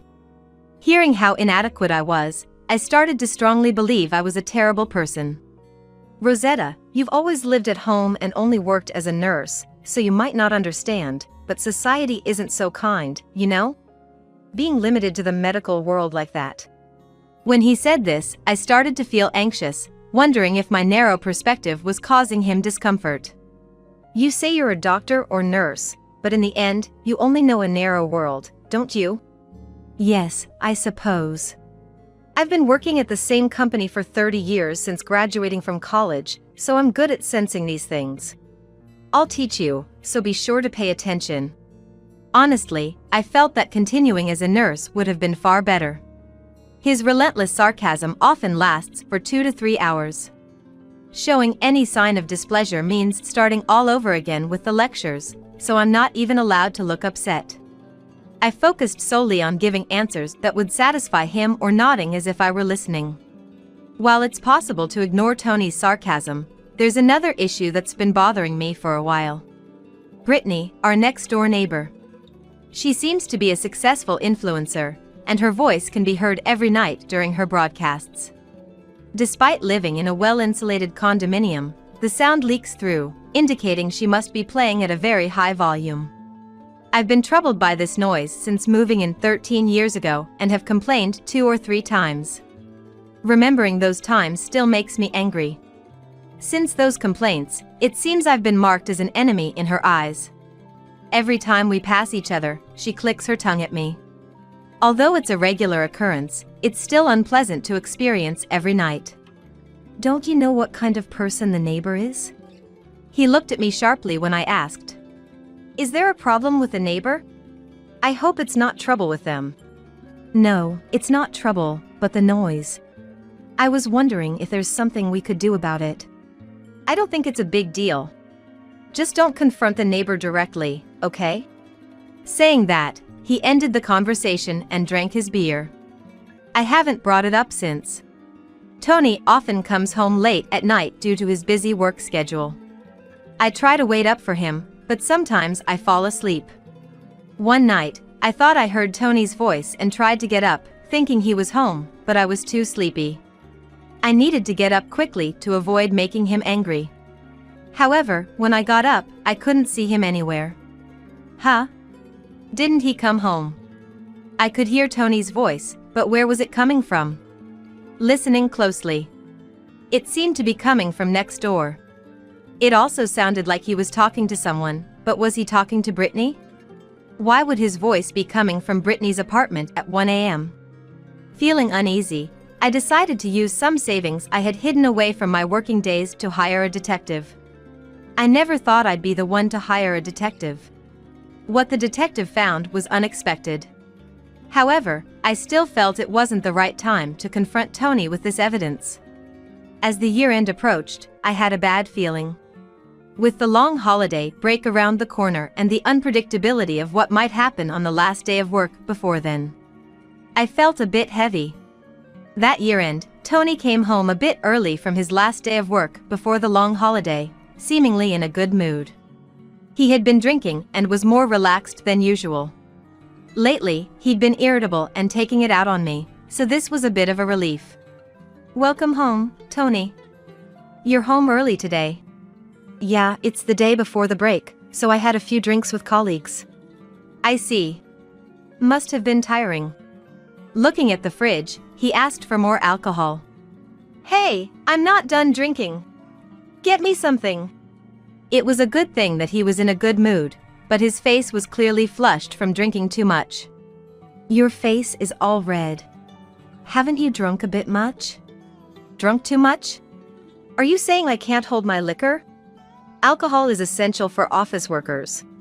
I'm not weak to it. Saying that, he quickly drank the beer he was holding. He doesn't particularly like beer. He used to boast about how well he could drink, but I've had to pick him up from bars countless times. Despite his grand claims about being a corporate drinker, I always end up taking care of him when he's drunk. Man, I've sweated a lot drinking tonight. I'll take a quick shower before bed. Saying this, he took his mobile phone to the bathroom. He never used to bring his mobile phone to the bathroom, but lately, he doesn't let it out of his sight, even there. He even takes it with him to the bathroom, which makes me wonder if there's something he desperately doesn't want seen. Thinking about this, I decided to keep an eye on the situation. From the bathroom where he went, I could hear him talking on the phone. The conversation was too quiet to make out, but I wondered what could be so important to discuss in the bathroom. Then, a loud noise came from the bathroom. Shocked, I rushed there and found Tony, looking pained, curled up in the bathtub. Just as he regained consciousness and tried to get out, he collapsed again, unconscious. I quickly checked his condition. At that moment, someone was furiously banging on the door. The banging was so intense, I thought the door might break. It's a rental, and having someone break the door isn't exactly a laughing matter. And who could it be at such a critical time? Yes, I'm a bit busy right now. When I opened the door, it was Brittany. Move! Get out of the way! I couldn't comprehend why she would show up right now. She pushed past me, making a beeline for the bathroom without any hesitation. Wait! What are you doing? Tony, what's wrong? Tony! Ignoring my astonishment, she took charge of the situation. She acted as if she were the wife, which was bizarre. Call an ambulance, quick! How can you be so oblivious? I couldn't let her continue her reckless behavior. There was only one thing to do. Confront her with reality. I just stood there, looking down on them. Call an ambulance? And you think you have the right to order me around? What do you mean? Just what I said. Do you think you, of all people, have the right to give orders to me, his wife? She seemed taken aback by my retort. As if it was unthinkable for me to talk back. If you're so concerned, why don't you call the ambulance? No, I can't, that's why I'm asking you. Think a little, will you? Suddenly she got angry and objected. I guess so. She snapped back angrily, obviously because it would be embarrassing for her as the mistress to have stormed into the house in a panic. She's probably afraid of a call revealing the affair. She's flustered to make a call, just staring at Tony lying there. I couldn't help but laugh. You can't even make a phone call? That's just pathetic. My words seemed to anger her. What do you mean, pathetic? Are you mocking our pure love? Her belief in their pure love, despite being just an affair, was terrifying. Focused solely on themselves, their blindness was almost enviable, but this wasn't the time for that. If you're really concerned about him, making a call should be easy. You should be able to do it. I challenged her to make the call, showing her the phone. If she really could, there should be no problem. Furious, she glared at me, her face red with anger. Tony seemed to regain consciousness from our voices. He was unconscious, and even when he woke up, he still seemed to be in a lot of pain. He was still in pain, struggling to speak. My head hurts like it's splitting. Call an ambulance. He looked extremely pained, his usual composed expression gone. I remarked. It must be hard. We really should call an ambulance, shouldn't we? What are you waiting for? Do it now. Right. Something needs to be done quickly. Ignoring his words, I decided to take action. Leaving him rolling in agony, I silently left the house. I took the waterproof-packed mobile phone that had fallen in the bathroom, so he couldn't call from his phone. Brittany and Tony, now awake, seemed relieved and were leisurely affirming their love for each other. Blind to everything but themselves, they didn't even notice I took the phone. I couldn't deal with this foolish, cheating couple any longer. Seizing the opportunity, I decided to leave the house. I immediately left the house and contacted Brittany's boyfriend, Robert. Robert is Brittany's boyfriend, with whom she has a relationship serious enough to consider marriage. He stays over about half the week, so they're practically cohabitating. I've run into him a few times in the hallway and at the garbage disposal area. He's a doctor working at a nearby hospital. I remembered receiving his business card before. Good evening. Sorry for calling so late. It seems Brittany is at my place for some reason. Could you come and pick her up? Is this Rosetta? Long time no see. You're saying Brittany is at your place? What do you mean by that? His voice over the phone sounded confused. Understandably so. Anyone would be surprised by a sudden night call from their girlfriend's neighbor. I'll explain the details later. Are you at work right now? No, I've just finished work and am killing time at a restaurant near the workplace. Brittany said she had a stream tonight and asked me to come back late. So, Brittany had been making sure not to let Robert stay at her place. She was casually talking to Tony over the phone while Robert was away. Can you come as soon as possible? I'll head over right away. Let's meet at the condominium entrance. Thank you. I'll join you there. 3 minutes after the call, he arrived at the condo's entrance, and we went to my apartment together. On the way, I briefly explained the situation. To put it bluntly, it seems Brittany and my husband Tony have been having an affair for many years. What? What do you mean? I found out through investigation. They met in a service store 13 years ago and have been involved ever since. Robert was visibly shocked by my words. 13 years? Since that long ago? Yes. She moved into the apartment next to ours by chance 2 years ago. No way. Then what am I? I thought we were going to get married. He was struggling to come to terms with the reality of being cheated on. It would be so understandable, considering his marriage plans. It seems to be for money. I suspected my husband's infidelity and hired a detective. The investigation results indicated that. That's unbelievable. Brittany rushed into our apartment when Tony collapsed in the bath. Apparently, they were talking on the phone even in the bathroom. He seemed deep in thought but then looked at me. That explains it. No wonder she never lets go of her phone. But you said Tony collapsed. Is he all right? He's fine, just drank too much. No danger to his life. After explaining briefly, I led him to my apartment. Entering quietly, they were still engrossed in their melodramatic scene. I'll fight against the world for you, Tony. Having such a beautiful woman love me, I'm blessed. This must be a trial from God to reach true love. In the 10 minutes it took me to leave, contact Robert. Within the short time, an epic story seemed to have unfolded. A tragic tale of lovers who can't swear eternal love to each other. I was surprised Tony could spout such cheesy lines. Glancing at Robert beside me, he looked indescribable. Seemingly shaking from the cringeworthy dialogue. Unable to bear it any longer, Robert dropped his bag, alerting them to our presence. What's going on here? Robert, why are you here? Strangely, both were naked, which was comical. Why? That should be my line. You told me not to come home early because of a stream. Was it for this? Normally mild-mannered Robert raised his voice, and Brittany seemed a bit taken aback. Well, that's because, the fans and antis are troublesome. I was worried about what would happen if they found out I have a boyfriend. Brittany looked evasive. I knew Robert only from brief exchanges in the apartment complex. He never seemed like someone who would raise his voice. Indeed, he listened calmly when I explained everything to him earlier, showing his ability to control his emotions. So, for Robert to react this strongly, she must have really crossed a line. Stop taking people for fools. To think you've been secretly having an affair with the neighbor for 13 years.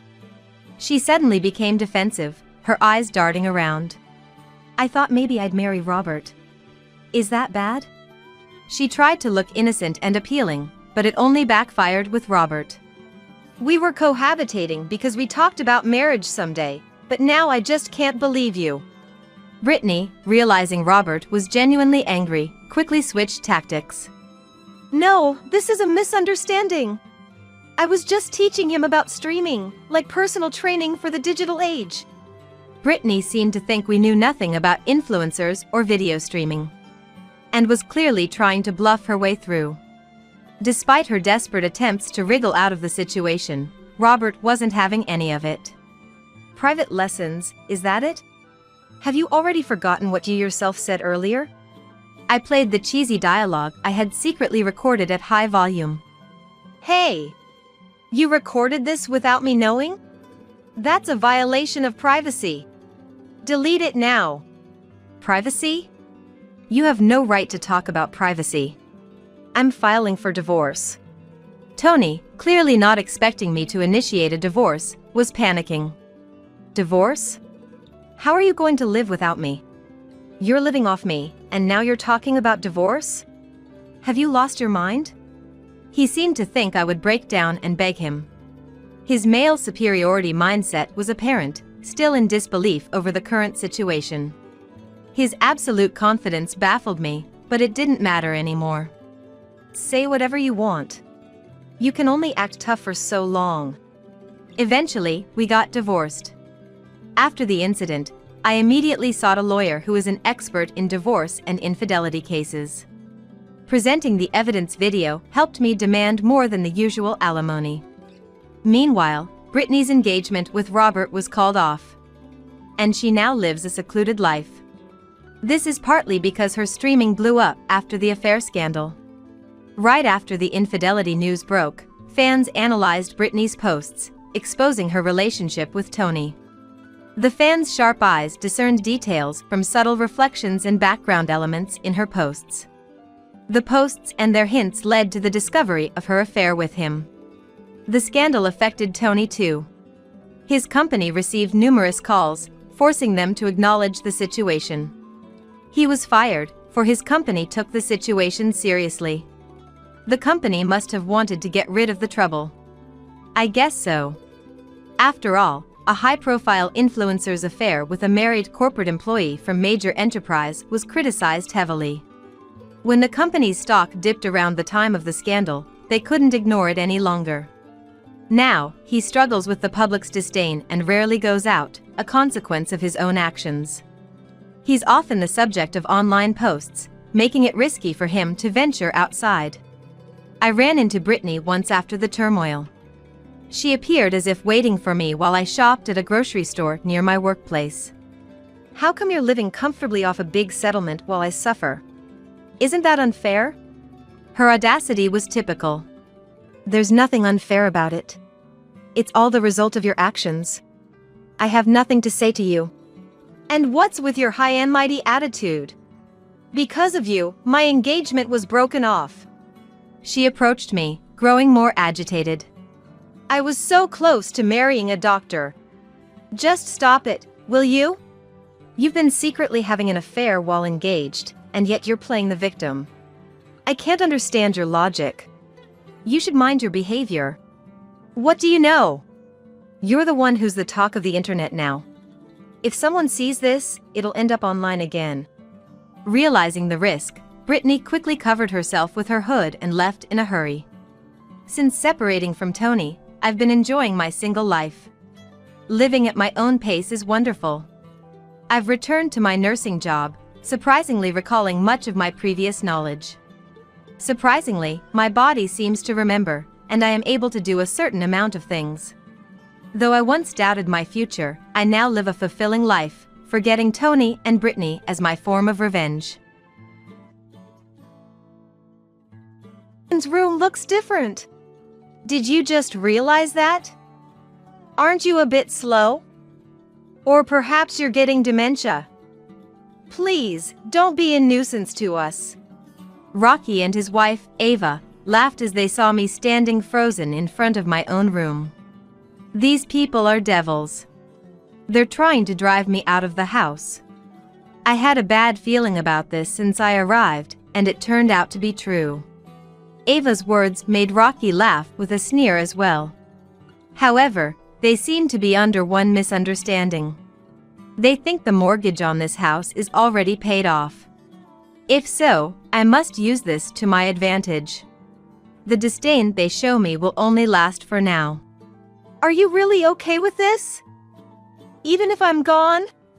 Of course. Did you think you were needed? Their laughter will only last for now. My name is Florence, 54 years old. I gave birth twice in my early 20s and have gone through a divorce. I raised 2 sons as a single mother. My eldest son's name is Rocky, 30 years old. He's married with children. My granddaughter is truly adorable. Her name is Vivian. She just turned 3 and will enter preschool next year. Since my younger son, Joseph, has also left, I've decided to live freely and went ahead to buy a house. I finished raising my children relatively early, so I've been working hard. That's why I had some savings. However, due to a long period of being poor, I've gotten into the habit of saving. My sons didn't seem to know I had money when I bought the house, and both were surprised. I won't be a bother to you too. I can take care of myself. To this, Rocky said to me, Mom, I have my own family now and can't take care of you.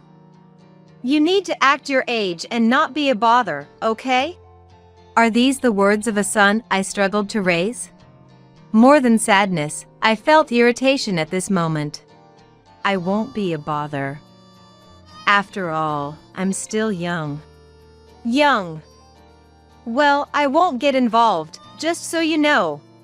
Yes. Probably, Rocky is preemptively saying he won't take care of me if I get dementia or become ill. I vowed to keep my body and mind healthy. I don't want to be taken care of by someone who says such things. Rocky has always had a not-so-great personality. Joseph is the silent type who doesn't say much.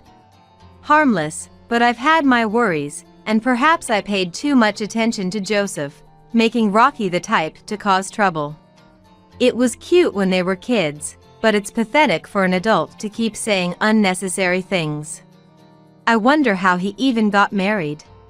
When he first said he wanted to marry someone, I almost cried. I was happy that someone would marry such a son. The first time Rocky brought home the woman who would become his wife. Nice to meet you. My name is Ava. Ava was already looking around the house before greeting. At that time, we were living in a small apartment. It was quite old but well maintained, and I thought it was fine, but Ava's impression was different. Really, just as you said, an old house. I couldn't believe my ears. To say such a thing when becoming part of the family was shocking. However, Rocky, without reprimanding her, just laughed. That's why I said, let's greet quickly and go back. Wait a minute. I've prepared a meal. No way. We can't eat in such a dirty place. We came here because you wanted to at least say hello. We're not staying for a meal. Saying this, they left. I cried eating the leftover meal alone. It felt so empty and frustrated. I couldn't understand how someone could behave like that towards me at the first meeting. I only felt anger towards Rocky for not stopping her behavior. After the wedding, Rocky and Ava completely disappeared. They must be enjoying their life, I thought. I didn't want to meet Ava after our first impression, so it was a relief. One day, I received a message that they had a child. This was truly a joy. My first grandchild. I went to the hospital immediately and was happy when I held her. It was only for a short time, but it was a happy moment. Grandchildren are special, as they say, and she truly was. Her name seems to be Vivian. Vivian. When I called her name, she seemed to react a little. I must live long enough to see Vivian grow up properly. I remember making that resolution in my heart. But it wasn't easy to get to see her. I should have been prepared for it, but the reality of not being allowed to see her was sad. Hearing that Ava's parents were meeting her made it even more shocking. Perhaps, it's true that the parents on the woman's side are more likely to see their grandchildren. No, it's just that my relationship with my eldest son is particularly weak. But I wanted to see her at least once a year. With that slight hope, I made a call. Please don't come today because we're going out. Then, when can I see you? It's been a year already. You don't need to see her, right? Ava's mom is enough to be Vivian's grandmother. How can you say that? That was the first time I truly felt alone. Fortunately, I was working, so I could talk to my colleagues about it. Everyone sympathized, saying it was too harsh, and I felt rescued. One colleague advised me, now that I was alone, to forget about such a family and do things I had been holding back on. That might be a good idea. First, I wondered what to do and spent my days fretting alone at home. Then, I saw a feature on TV about someone who moved to a place rich in nature and started living a refreshed life. I decided that was it for me, switched to fully remote work, and bought a house in the suburbs. I informed my sons about it. Then, Ava showed interest and came over with Vivian. I was delighted with Vivian's unexpected visit. Changing my environment had immediately led to something good. This place would be good for Vivian's environment too. I felt a sense of discomfort as she said that while looking around the house. Since then, Ava started coming over frequently, asking me to look after Vivian. Florence, you're happy to see Vivian, aren't you? Yes, but isn't it too frequent? You were so eager to see Vivian. I'm fulfilling your wish, and now you're complaining? Rocky and Ava spoke as if leaving their child with me was for my sake. Babysitting a few times a week turned into every day. I had hoped to enjoy my alone time, but this made it impossible. I was getting sleep-deprived balancing work and babysitting. Florence, Vivian is here today too. Ava, I think I told you yesterday, but I'm a bit sick. Oh, I have plans to meet with friends today. It's too late now. Sorry, but you'll have to take Vivian with you. It's okay, your friends will understand. How irresponsible of you to say that. I wanted to tell them how irresponsible it was to dump babysitting on me every day, but I was too sick to argue. In the end, Ava left for her outing. And didn't come back until 10 p.m. Vivian was at an age where she wouldn't listen to me. It was really tough. That day, they came to pick her up just before 10 a.m. Taking advantage of my silence, late-night pickups became frequent.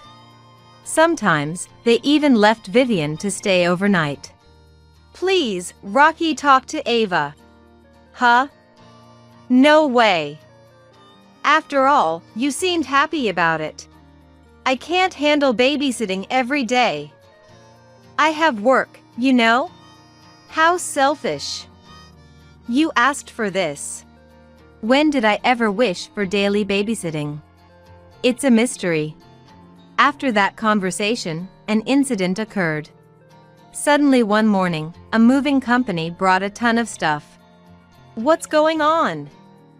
I didn't hear anything about moving. We were worried about you, and thought about living together with Vivian, so we decided to move. Rocky's family had decided to move in. And what audacity in their words. I firmly refused to live together, but I didn't want to trouble the movers, so we agreed to talk after the move. It's impossible for 4 people to live here. It's fine. It's spacious enough. Besides, I like it here. Ava sat back on the sofa as if it was her own house and said that to me. Vivian was caught between me and Ava, looking at us. So, I couldn't say anything more. I had dreamt of a free-spirited life alone, but now I was starting to live with Rocky's family. Despite being a housewife, Ava did no household chores. I'm busy with childcare, she said, making me prepare 3 meals a day. Of course, they didn't give me any money for groceries. If this continues, I'll just be doing whatever they say. Since being at home meant I'd be left with the babysitting duties, I started leaving the house early in the morning to go to work. Even though I had switched to remote work, I was commuting. Florence, weren't you supposed to be fully remote? Sorry, I'm just really busy right now. It was true that I was busy with work. I had been chosen to lead a new department that was being created. After a long day of overtime, coming home past 11 p.m., something seemed off about the room. I was too tired to think much of it and headed straight to my room. What?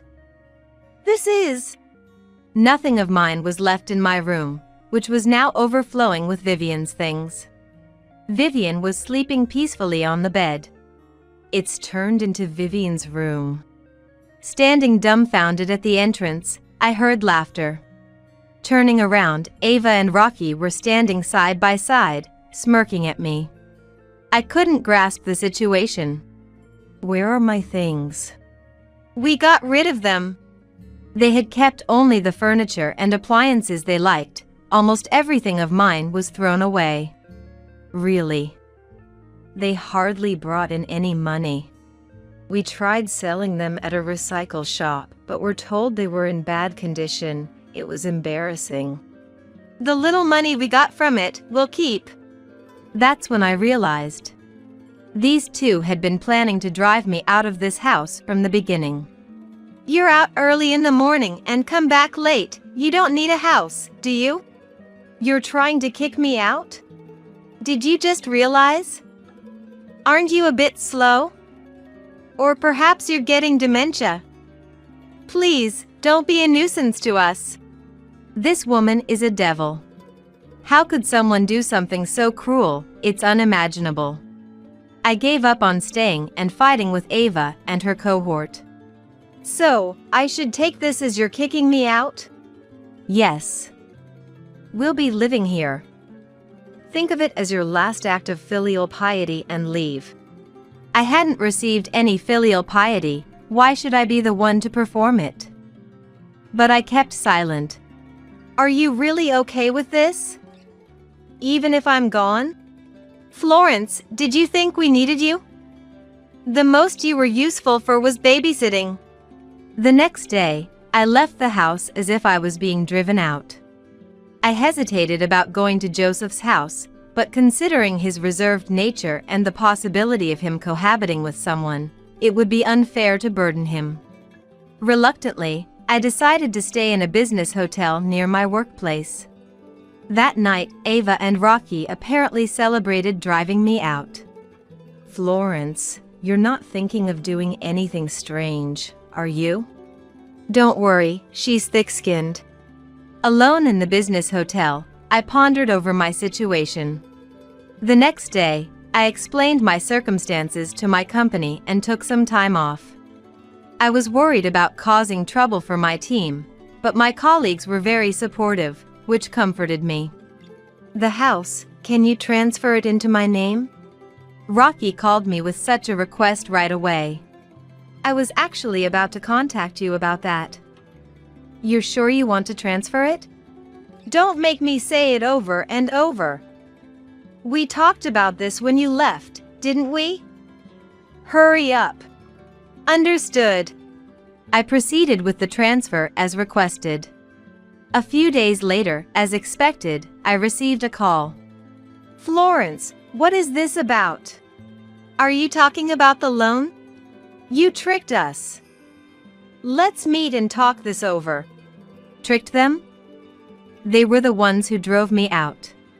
Knowing a confrontation was inevitable, I headed to Ava and Rocky's place. Vivian was left with Ava's parents. They were clearly ready for a fight. Florence, who is this person? A lawyer. I had brought a lawyer in case anything happened. Ava and Rocky were clearly surprised. Having a lawyer meant they couldn't manipulate the situation as they might have wanted. Their dismay was evident. A lawyer? Why would you bring someone like that? Because you might make up some false accusations. It's better for both of us to have a third party present. Don't bring outsiders into this. If that's your attitude, then there's no point in talking. I'm leaving. As I was about to leave, Ava nudged Rocky. Reluctantly, Rocky stopped me, and the discussion began with the lawyer present. We didn't know there was still a loan to pay. You drove me out, and now you're saying you didn't know. Why are you laughing? Ava stood up angrily. Rocky stopped her and pointed to a voice recorder on the table. Ava sat down again but glared at me the entire time. It was clear from her expression that she was furious. The monthly payment for this house's mortgage is $1,800. Good luck paying it together. $1,800. Mom, how do you have so much money? After you two became adults, I started working more, cut down on living expenses, and began investing. I never wanted my sons to feel poor just because they had a single mother. So, I endured personal hardships to ensure they didn't feel deprived, allowing them to do what they wanted within our means, even if we couldn't afford luxuries. That's why I honestly didn't have much savings. Then, a coworker advised me on the importance of saving for the future. Luckily, I was only 43 when I sent my sons off to college. I could work a lot. So, I started a side job, worked double, and increased my income. Once I had saved a bit, I invested it. After 10 years, I had accumulated a significant amount. After my sons were independent, I decided to use the money I earned for myself and boldly took out a mortgage to buy a house, only to have it taken from me. Now that I've already transferred the ownership, you two will be responsible for the remaining mortgage payments. Since you took it upon yourselves to take over, it's your responsibility. That's not logical. Ava's face turned red with rage. Then, the lawyer explained that I had no obligation to pay, and that disposing of someone's property could be a crime. He also mentioned that if they insisted on making me pay for a mortgage I wasn't living under, they could face legal action for that too. Rocky and Ava, not well versed in the law, started to panic. Clearly, they didn't want to go to court. We understand. We'll figure out the mortgage on our own. Please don't sue us. Good, as long as you understand. Ava grimaced in frustration. By doing this, you're no longer a mother or anything to us. Don't ever show your face to us again. Rocky hurled those words at me in a rage. Since moving out, I hadn't seen much of my son anyway. After all the unpleasantness and being driven out, I had no feelings left for Rocky. Feeling relieved at the thought of not having to see their faces again, I said, I have no desire to see you again either, so this works out for me. Rocky looked surprised when I said that, probably thinking I would never abandon him. This wasn't supposed to happen. I heard Rocky's voice as I left through the front door. Months later, Ava called to apologize. Florence, I'm so sorry. Please come back. We can't possibly afford the payments. Even if you apologize, I'm not coming back.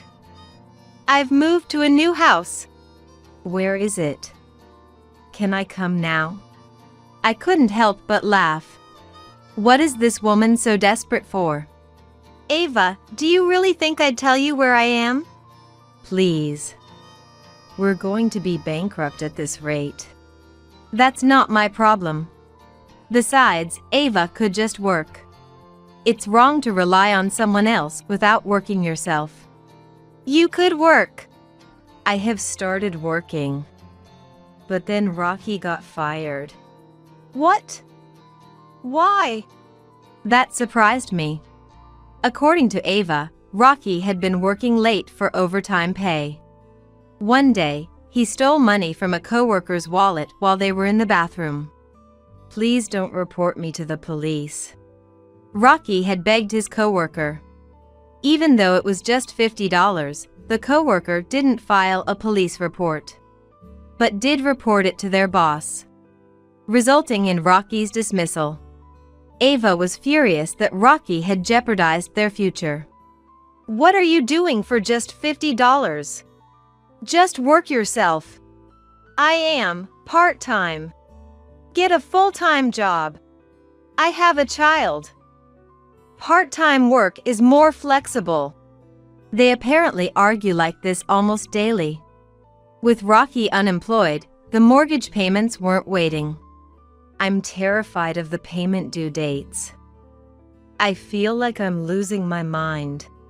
And you think it's okay to ask for help from someone you kicked out? You told me never to show my face again.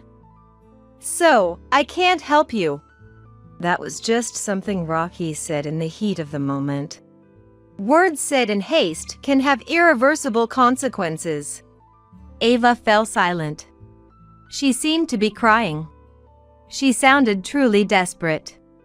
But I have no obligation to help. I can become a devil too. Sorry, but please don't contact me again. If you do, I'll block your number. I said that and unilaterally ended the call. It was right after that. As I was leaving the office for lunch with my colleagues, Ava, Rocky, and Vivian were standing there. My colleagues quickly noticed and showed their concern for me. Go ahead without me, I told my colleagues and approached the three of them. What do you want? I was surprised at how cold my own voice sounded. Then Rocky began to apologize deeply. Stop this, not here. I took the three of them to a nearby bench. I didn't want Vivian to see her father apologizing so deeply to her grandmother. I was wrong. Please, help us. One thing, didn't you say never to show up again? That was. Rocky's ears turned red, likely from the shame of his actions. And damaging his own pride. No need to apologize anymore. Just don't ever appear in front of me again. Am I not your son anymore? I don't consider you my son anymore. That's too harsh. Florence, that's really harsh. Do you have the right to judge me? Ava fell silent. After being ridiculed, treated as a nuisance, used, and driven out by my own son, I couldn't think of him as my son anymore. I realized they didn't understand how much they had hurt me. Explaining it to them would be pointless. They wouldn't recognize the abnormality of their actions. It's better to let them face the consequences of their actions. You're still Vivian's grandmother, right? I expected this kind of turn when they brought Vivian. Vivian is innocent. But if being involved meant being used like this, I decided to give up on Vivian.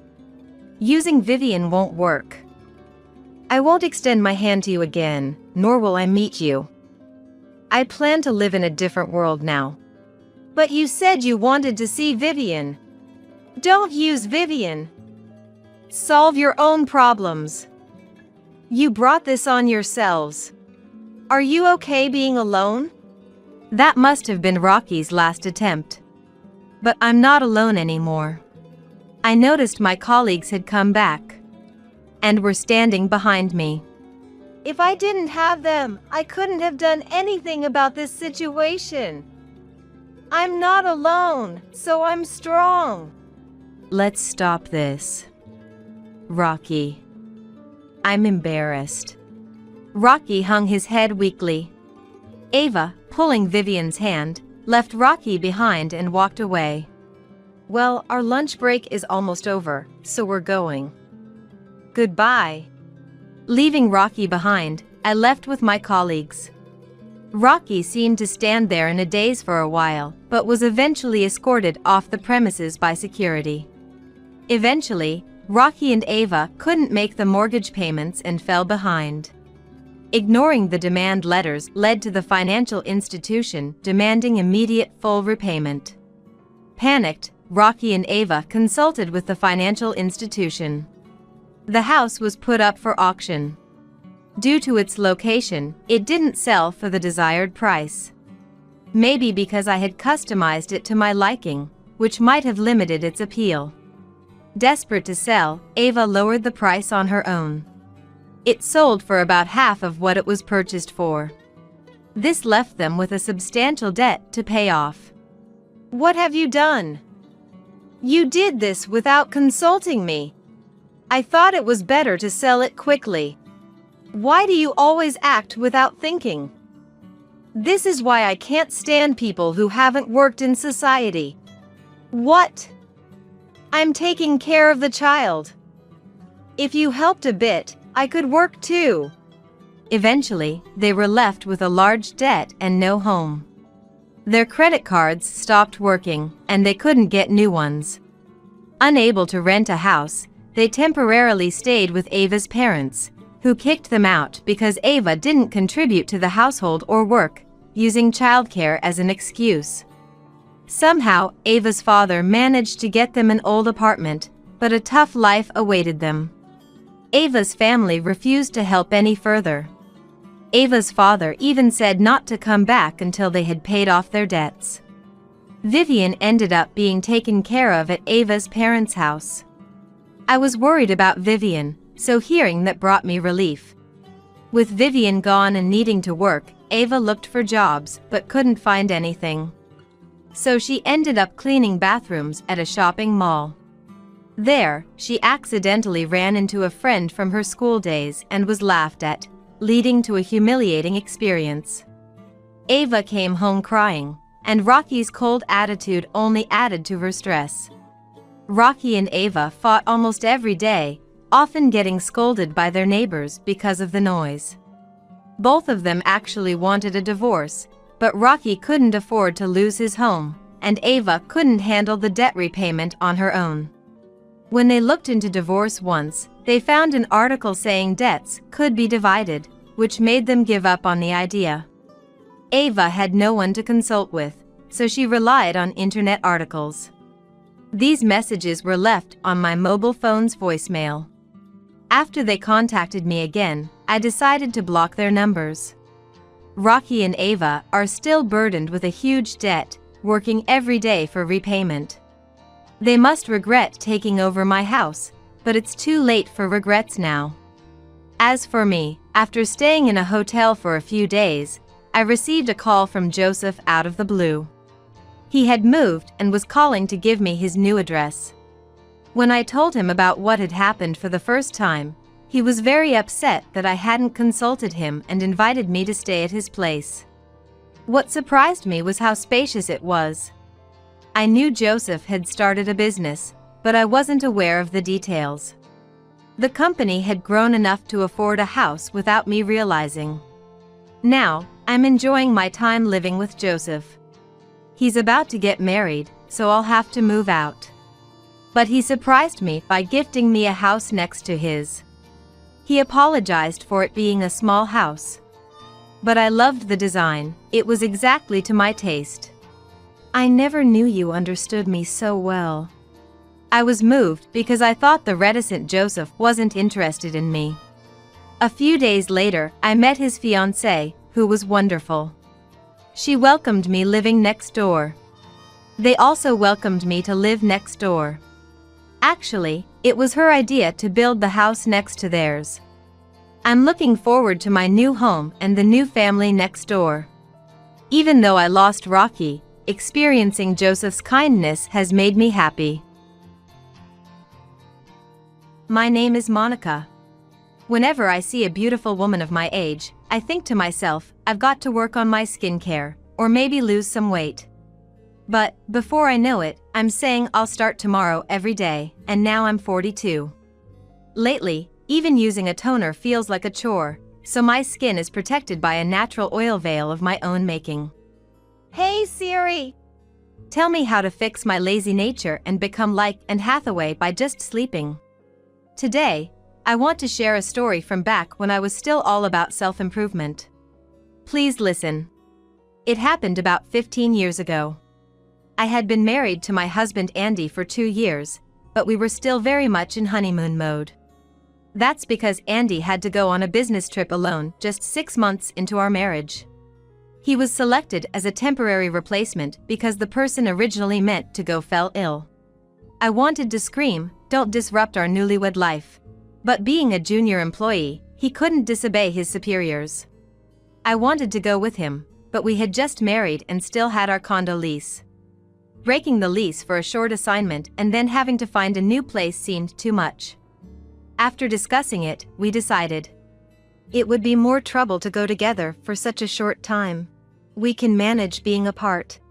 So, just 6 months into our marriage, we ended up living separately. Finally, after about half a year, Andy's solo trip ended, and we could live together again. Finally, we can spend time together. I was filled with the desire to enjoy our newlywed life. But it didn't quite go as planned. Originally, when Andy had to go on his business trip, my mother-in-law, Violet, got angry. Choosing to separate so early in your marriage, does Monica's love for Andy even exist? She started visiting our house frequently to check up on us. Let me make it clear, our separation right after the wedding was a mutual decision. We talked on the phone every night and met every 2 weeks. Our love hadn't faded just because we were newlyweds living apart. But Violet believed that a wife should always follow her husband. She thought a wife's fulfillment came from being by her husband's side and taking meticulous care of him. She had a bit of an old-fashioned view. It seemed more like Violet wanted to do these things rather than being asked by her husband. To me, she looked like a self-satisfied, overbearing wife. Because of this, during Andy's business trip, Monica is probably cheating on Andy by not going with him. Violet had such misunderstandings. Andy tried hard to clear up these misunderstandings, so our relationship on the surface was fine. But Violet seemed to have grown to dislike me for letting her son go on his own. Given this background, Violet frequently came to our house for what she called daughter-in-law's work check. In short, it was to see if I was properly managing the household and treating Andy right. I wasn't doing anything wrong, so she could look all she wanted. If that would earn her trust, then so be it. First, she would come over unannounced and immediately start inspecting the bathroom and shower, looking for any dirt. A single hair or eyelash out of place meant I failed. She would yell at me if there was even a slight water stain on the shower mirror. How can it be spotless every day when it's used daily? I wanted to shout, "I work too, you know?" But I had to endure. Then the fridge was checked. If it didn't have Andy's favorite foods, she'd get mad. Once, fearing Violet's surprise checks, I kept donuts, Andy's favorite, in stock daily. Andy was happy eating them, but he ended up gaining weight, resembling a donut himself. That couldn't be good. If I did everything Violet said, Andy might end up with lifestyle diseases. Realizing the danger, I stopped keeping sweets in the house. Hang in there, Andy, until you lose some weight. But when Violet noticed the donuts were gone, she labeled me as cruel for not letting a tired Andy eat his favorite foods. I understood why Andy said he lost weight when he lived alone. Only I could extend Andy's life. Furthermore, if Violet found leftovers from last night's dinner in the fridge, she got angry. If you can't even manage portion sizes, that's just basic. But we're a newlywed couple and not that wealthy. Andy and I, both working, talked it over. Let's cook meals in bulk to save on household chores. And Andy finally suggested that. With his unpredictable working hours, Andy could hardly participate in housework. I believed it was fine for whoever could do it to handle it, so I didn't mind. I was more worried about Andy overexerting himself and getting sick. But Andy proposed this idea. I don't want all the burden to fall on Monica. He said so. We explained all this to Violet, and when Andy spoke, she stayed silent. But when it was just the two of us, she started saying all sorts of things as if her emotions were exploding. Andy told me I could ignore Violet's words, and even said I didn't have to let her into our house. But I couldn't do that. Whenever Violet came over, she was always waiting at the entrance when I returned from my part-time job. Additionally, she seemed to have become friendly with the neighbors her age, so when I saw them chatting and smiling, Look, she's back. Ah, Monica, I was waiting for you. I just couldn't choose not to let Violet in. Moreover, Violet told the neighbors, I'm helping because my son's wife can't do any housework. So, from the outside world, our household looked like a kind mother-in-law and a clueless, incompetent daughter-in-law of the modern times. Violet seemed pleased with the situation. You're lucky to have a good mother-in-law like me to teach you things. Every time she pointed something out, she said that. Sorry, I don't think so at all. I'm a modern woman, I don't understand these things. I'd like to tell her that, but then I'd just be playing into Violet's hands. It would only add to the useless daughter-in-law stories she shared with the neighbors. But my patience was reaching its limit. I know you're newlyweds and new at a lot of things, but you're going to have to learn all this stuff so you don't get in trouble with Violet. A neighbor said to me, and I felt last night's curry boiling up in my stomach. The neighbors didn't know what went on inside our house, and I hadn't corrected Violet's narrative, so it was understandable. The truth was it wasn't my fault, but Violet's rules were too overbearing. I was working and managing the housework, and more importantly, if Andy was satisfied, that should be enough. After all, this house was mine and Andy's house. But as a newlywed, I couldn't speak out. I would say it now, being stronger. But back then, I was young and wanted to maintain a good relationship with my mother-in-law. I thought enduring it was the right thing to do. I didn't openly refute Violet's words to the neighbors for the same reason. If I did it, I would have been labeled as a defiant young person. That was probably my mistake. Violet's behavior gradually escalated. She started staying for dinner and then overnight. This made it impossible for Andy and me to, well, never mind. Let's save that for a late-night adult channel talk. Haha. Well, for a newlywed couple, having her stay over was truly a nuisance. Even Andy complained that. Even though she's my family, I can't relax with my mom around. That's strange. He was subtly supporting me and trying to prevent friction between me and Violet, so he must be stressed too. I felt sorry for Andy, coming home tired. A few times, Andy said to Violet, Dad will get lonely, go home. But she said, It's okay, James told me to look after things. I'm representing him. She used the authority of Andy's father, James, to her advantage. Andy's family is an old-fashioned type that believed in the wives should obey their husband's principle. Even at this time of being married, Andy still had some irrefutable disagreements with James. The ingrained senses could be frightening, but for me, getting scolded by my dad always hurt more than by my mom. In short, my father was like the last line of defense. My mother got angry sometimes, but angering my father felt like the end of the world. He was like a mental pillar. That was why I thought I understand Andy's feelings. And since Violet started eating dinner at our house, I had been messing up dinner more often. The breakfasts I made when Violet wasn't around had never failed since we got married. At first, I thought I had messed up, and I think Andy did too. I apologized to Andy. Sorry, looks like I messed up. But Andy replied, It's rare for you. Aren't you tired? Take a rest today. But only Violet exaggeratedly complained. Wow, this is so salty, it'll shoot up my blood pressure. I thought it was salty too, and the taste could raise blood pressure, so I honestly apologized. But soon I started to wonder, was I failing so often? Even when the taste seemed fine during cooking, it would be too sweet or too salty at dinner. I even got checked at the hospital, but there was nothing wrong with me. Could it be? I thought, and on a whim, I made dinner on the day Violet visited and left the kitchen. And that happened just as I suspected.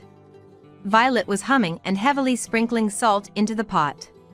The strength in her right hand and shoulder, holding the salt, was like she was avenging her parents.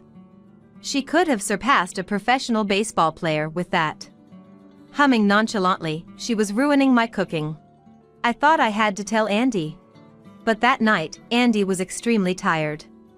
He had been doing overtime every day for over 3 weeks, and the project deadline was looming. Plus, our wedding anniversary was the following week, and he was trying to get time off for it. We spent our first anniversary apart, so Andy had suggested a date for this year. Inside, my feeling was torn among wanting him to rest, looking forward to the date, and trying not to burden Andy. That was my recent state. I would talk to him about Violet after the anniversary. While I was thinking this, an incident happened. Of all nights, it was our wedding anniversary. True to his word, Andy took the day off and took me on a date. He wanted my homemade dinner, so when we got back home after the date, There she was. At the front door, that person was. It's your wedding anniversary today, right? I made dinner, Violet said, showing Tupperware from her bag. As I thought, uh-oh. And looked at Andy, he looked the most resigned. But we couldn't be so cruel as to send away someone who brought food. Andy seemed to be resigned to it too. Eat and then go home today. He said that and opened the front door. I was so looking forward to coming home with Andy and having dinner. Now the entrance looked like the gates of hell. God, please protect us. Violet entered the living room, happily opened the Tupperware, and ordered me to get the dishes. Wanting her to leave quickly, I moved promptly and obediently. Andy seemed to feel the same and helped, but Violet said, You sit down. You're the star today. And she moved the chair at the table to make Andy sit. Wait, what day is this? Isn't the wedding anniversary about the couple? Why is an outsider taking charge? But I stayed quiet. Of course, it was to send her home quickly. We should work emotionlessly like a robot, eat dinner, and send Violet home. That was the mission for us as a couple. Let's do this. What Violet prepared was Andy's favorite meatloaf and sides. Seeing this, I again thought, oh. Noticing my face, Andy asked me, What's wrong? Well, I doubled up. You like meat dishes, so I was preparing a steak with premium meat. I honestly told that. Then Violet exclaimed, Oh, premium meat. Great. Cook it quickly. Of course, I hadn't prepared a portion for Violet, but she seemed eager to eat. However, saying no, wait, would just extend the time with Violet in a lecture. I'd rather avoid that at all costs. I should have kept quiet. Despair filled my heart as I reluctantly began preparing the steak. Here you go, I said as I placed the cooked meat on the table. I had other side dishes in mind, but for today, this would be enough. So, I gave my steak to Violet and thought I'd just eat her brought meatloaf and sides. Thank you. This is special for you, Monica. I made it just for you, always working so hard. With a big smile, Violet pulled out a large Tupperware from her bag. Looking inside, at first glance, it seemed like a meatloaf drenched in gravy sauce, but on closer inspection, something was off. It was strangely red and shiny. Wait. Raw meat? What is this, so mysterious and unknown? Why mine was different from Andy's tomato sauce version? Let me remind you, Violet had a history of turning my cooking into a high blood pressure menu. Would such a person cook for a wedding anniversary? I peered at the offered meatloaf for a moment, managing to thank her while buying time. Upon closer inspection, this is. Andy also peeked into the Tupperware, and then at my face. It was amazing how couples could communicate just with a glance. Andy, go ahead and eat. Yeah, yours looks like better meat, I'll take it. Thanks. What? Violet's eyes widened at our exchange. Andy didn't hesitate to transfer the meatloaf from the Tupperware to his plate. You don't have to do anything. Normally, Violet would say like that, but now, she was just pale and silent as I thought. Well, everything's ready, let's eat. No, no! Violet snatched the meatloaf from Andy's hand with a near scream. The moment it fell and hit the floor, there was a thud, an unusual sound for a meatloaf. This meatloaf makes quite a noise, doesn't it? Indeed. Did you overcook it, Violet? I asked with a sarcastic smile, while Andy just stared at Violet. She remained silent, eyes downcast at the meatloaf. Hey, Violet. Why is it okay for me to eat it, but not Andy? Come on, tell me. Hey. I annoyingly hovered around the stunned Violet. My patience, already thin from her ruining our anniversary, had reached its limit. The thrill of retaliation was unexpectedly exhilarating. Andy doesn't like tomato sauce. I wanted to make something he likes for the anniversary. Eh? I like any meat, really. It's a waste, maybe it's still good, I'll eat this. No, you shouldn't eat something that's fallen. Violet panicked as Andy casually picked up the meatloaf, talking nonchalantly. Is it wrong for me to eat what I like? Right. It's a shame not to eat it though he says he will eat it.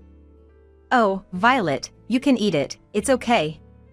A little bit won't hurt. Andy's smirk was barely containable, understanding everything from the sound meatloaf was dropped. I almost laughed, but managed to restrain myself. Maybe it's too big for you to eat? We have steaks. Should I cut it smaller, wait here? Eh? Oh, I'll cut it then. Right, do that. As Violet flustered, Andy brought the cutting board and knife. Here goes. Let's it cut, but as expected, the meatloaf couldn't be cut. Oh my, this meatloaf is quite hard, isn't it? Maybe the gravy sauce is slimy? Maybe it'll work if it's washed. Great idea. This was a turning point for Violet, but I headed to the sink with the meatloaf. Wait. Stop. Please, Monica. I'll remake it. Remake it? How was she planning to do that? Could she really think we hadn't noticed? Both Andy and I had realized it from the moment it was in the Tupperware. Ignoring Violet's attempt to stop us, washing off the gravy sauce revealed a food sample meatloaf. This is clearly not meat, even without tasting it. Violet, do you make meatloaf out of wax? A family recipe? A secret ingredient? It's a bit too conspicuous, though. I waved the food sample meatloaf next to my face, taunting Violet. So I grew up on wax, huh? You're a wax figure. Stop it, that's creepy. Kidding. I know. Violet glared at us with a hateful look as we joked around. Violet, I understand you dislike me, but aren't you embarrassed by such an obviously childish setup? Shut up! It's your fault for not divorcing despite my coming over every day. So, I had no idea that she was hoping for a divorce. After all, both Andy and I, though annoyed by Violet, still loved each other. We never even considered divorce, so we didn't raid into Violet's intentions. We only thought about how to get her to leave quickly or how she was a nuisance. Now that I think about it, Violet's method to push for a divorce was incredibly inefficient. You could have just said so. I should have been clear too, like, Violet, you're annoying, stop adding salt to my cooking. Eh? Both Violet and Andy were surprised by this. The dinners were oddly sweet or salty, so I spied on Violet after cooking. And there she was, shaking salt like she was vanquishing something. Do you want to shorten your life that much? Violet turned bright red. She seemingly didn't expect that I had noticed. Sing that song again, please.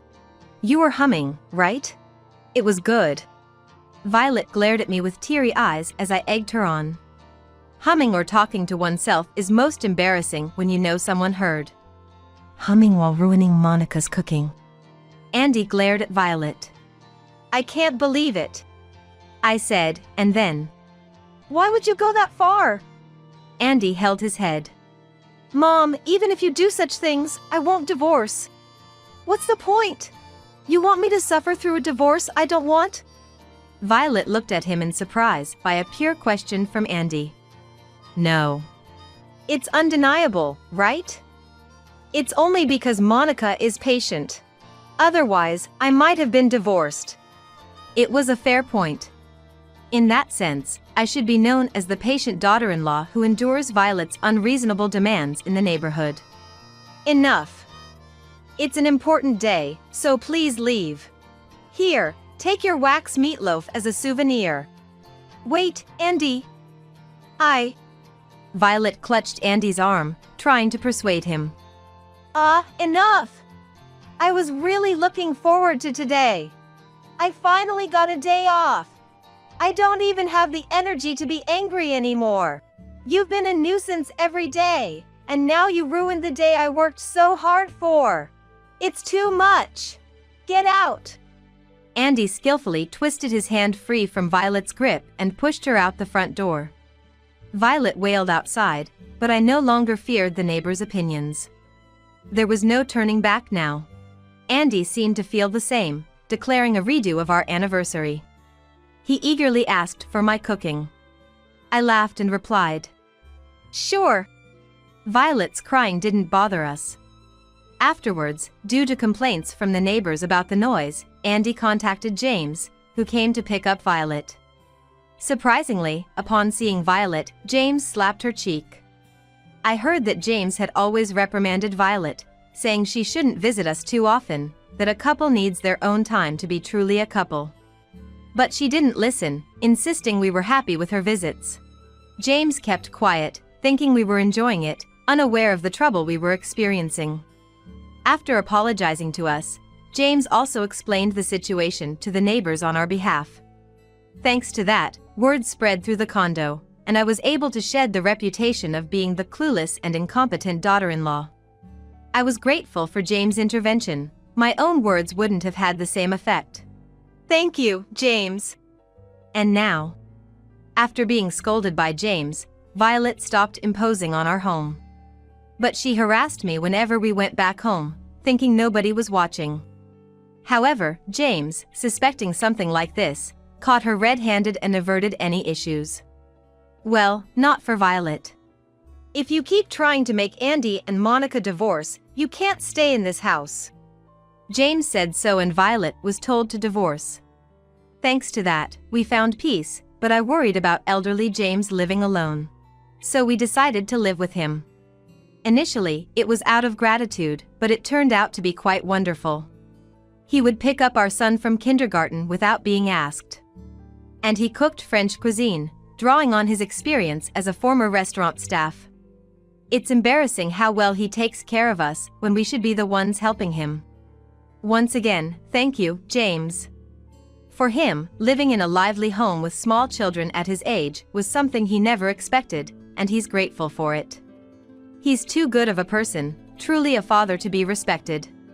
It makes sense why Andy couldn't argue with him, and why his words were absolute in his home. He's always right. No wonder he's absolutely truthful. Even at our home, we obediently listen to what he says. Honestly, it's not like winning the lottery or a grand business success, not the happily ever after you hear in fairy tales.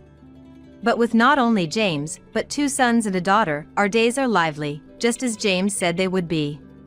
Even as a wife who doesn't bother with skincare and is getting older, I have a kind, loving husband who still takes me on dates for our anniversary every year. Oh, I do my share of housework and parenting. Just tend to put myself last, hee. Despite everything, I've come to appreciate the ordinary. It's been 15 years since we were married. We still have the freshness of newlyweds, combined with the comfort and laxness that comes with familiarity, feeling happiness in everyday life. For our next anniversary date, I should work on skincare and getting in shape. I think I said that last year too.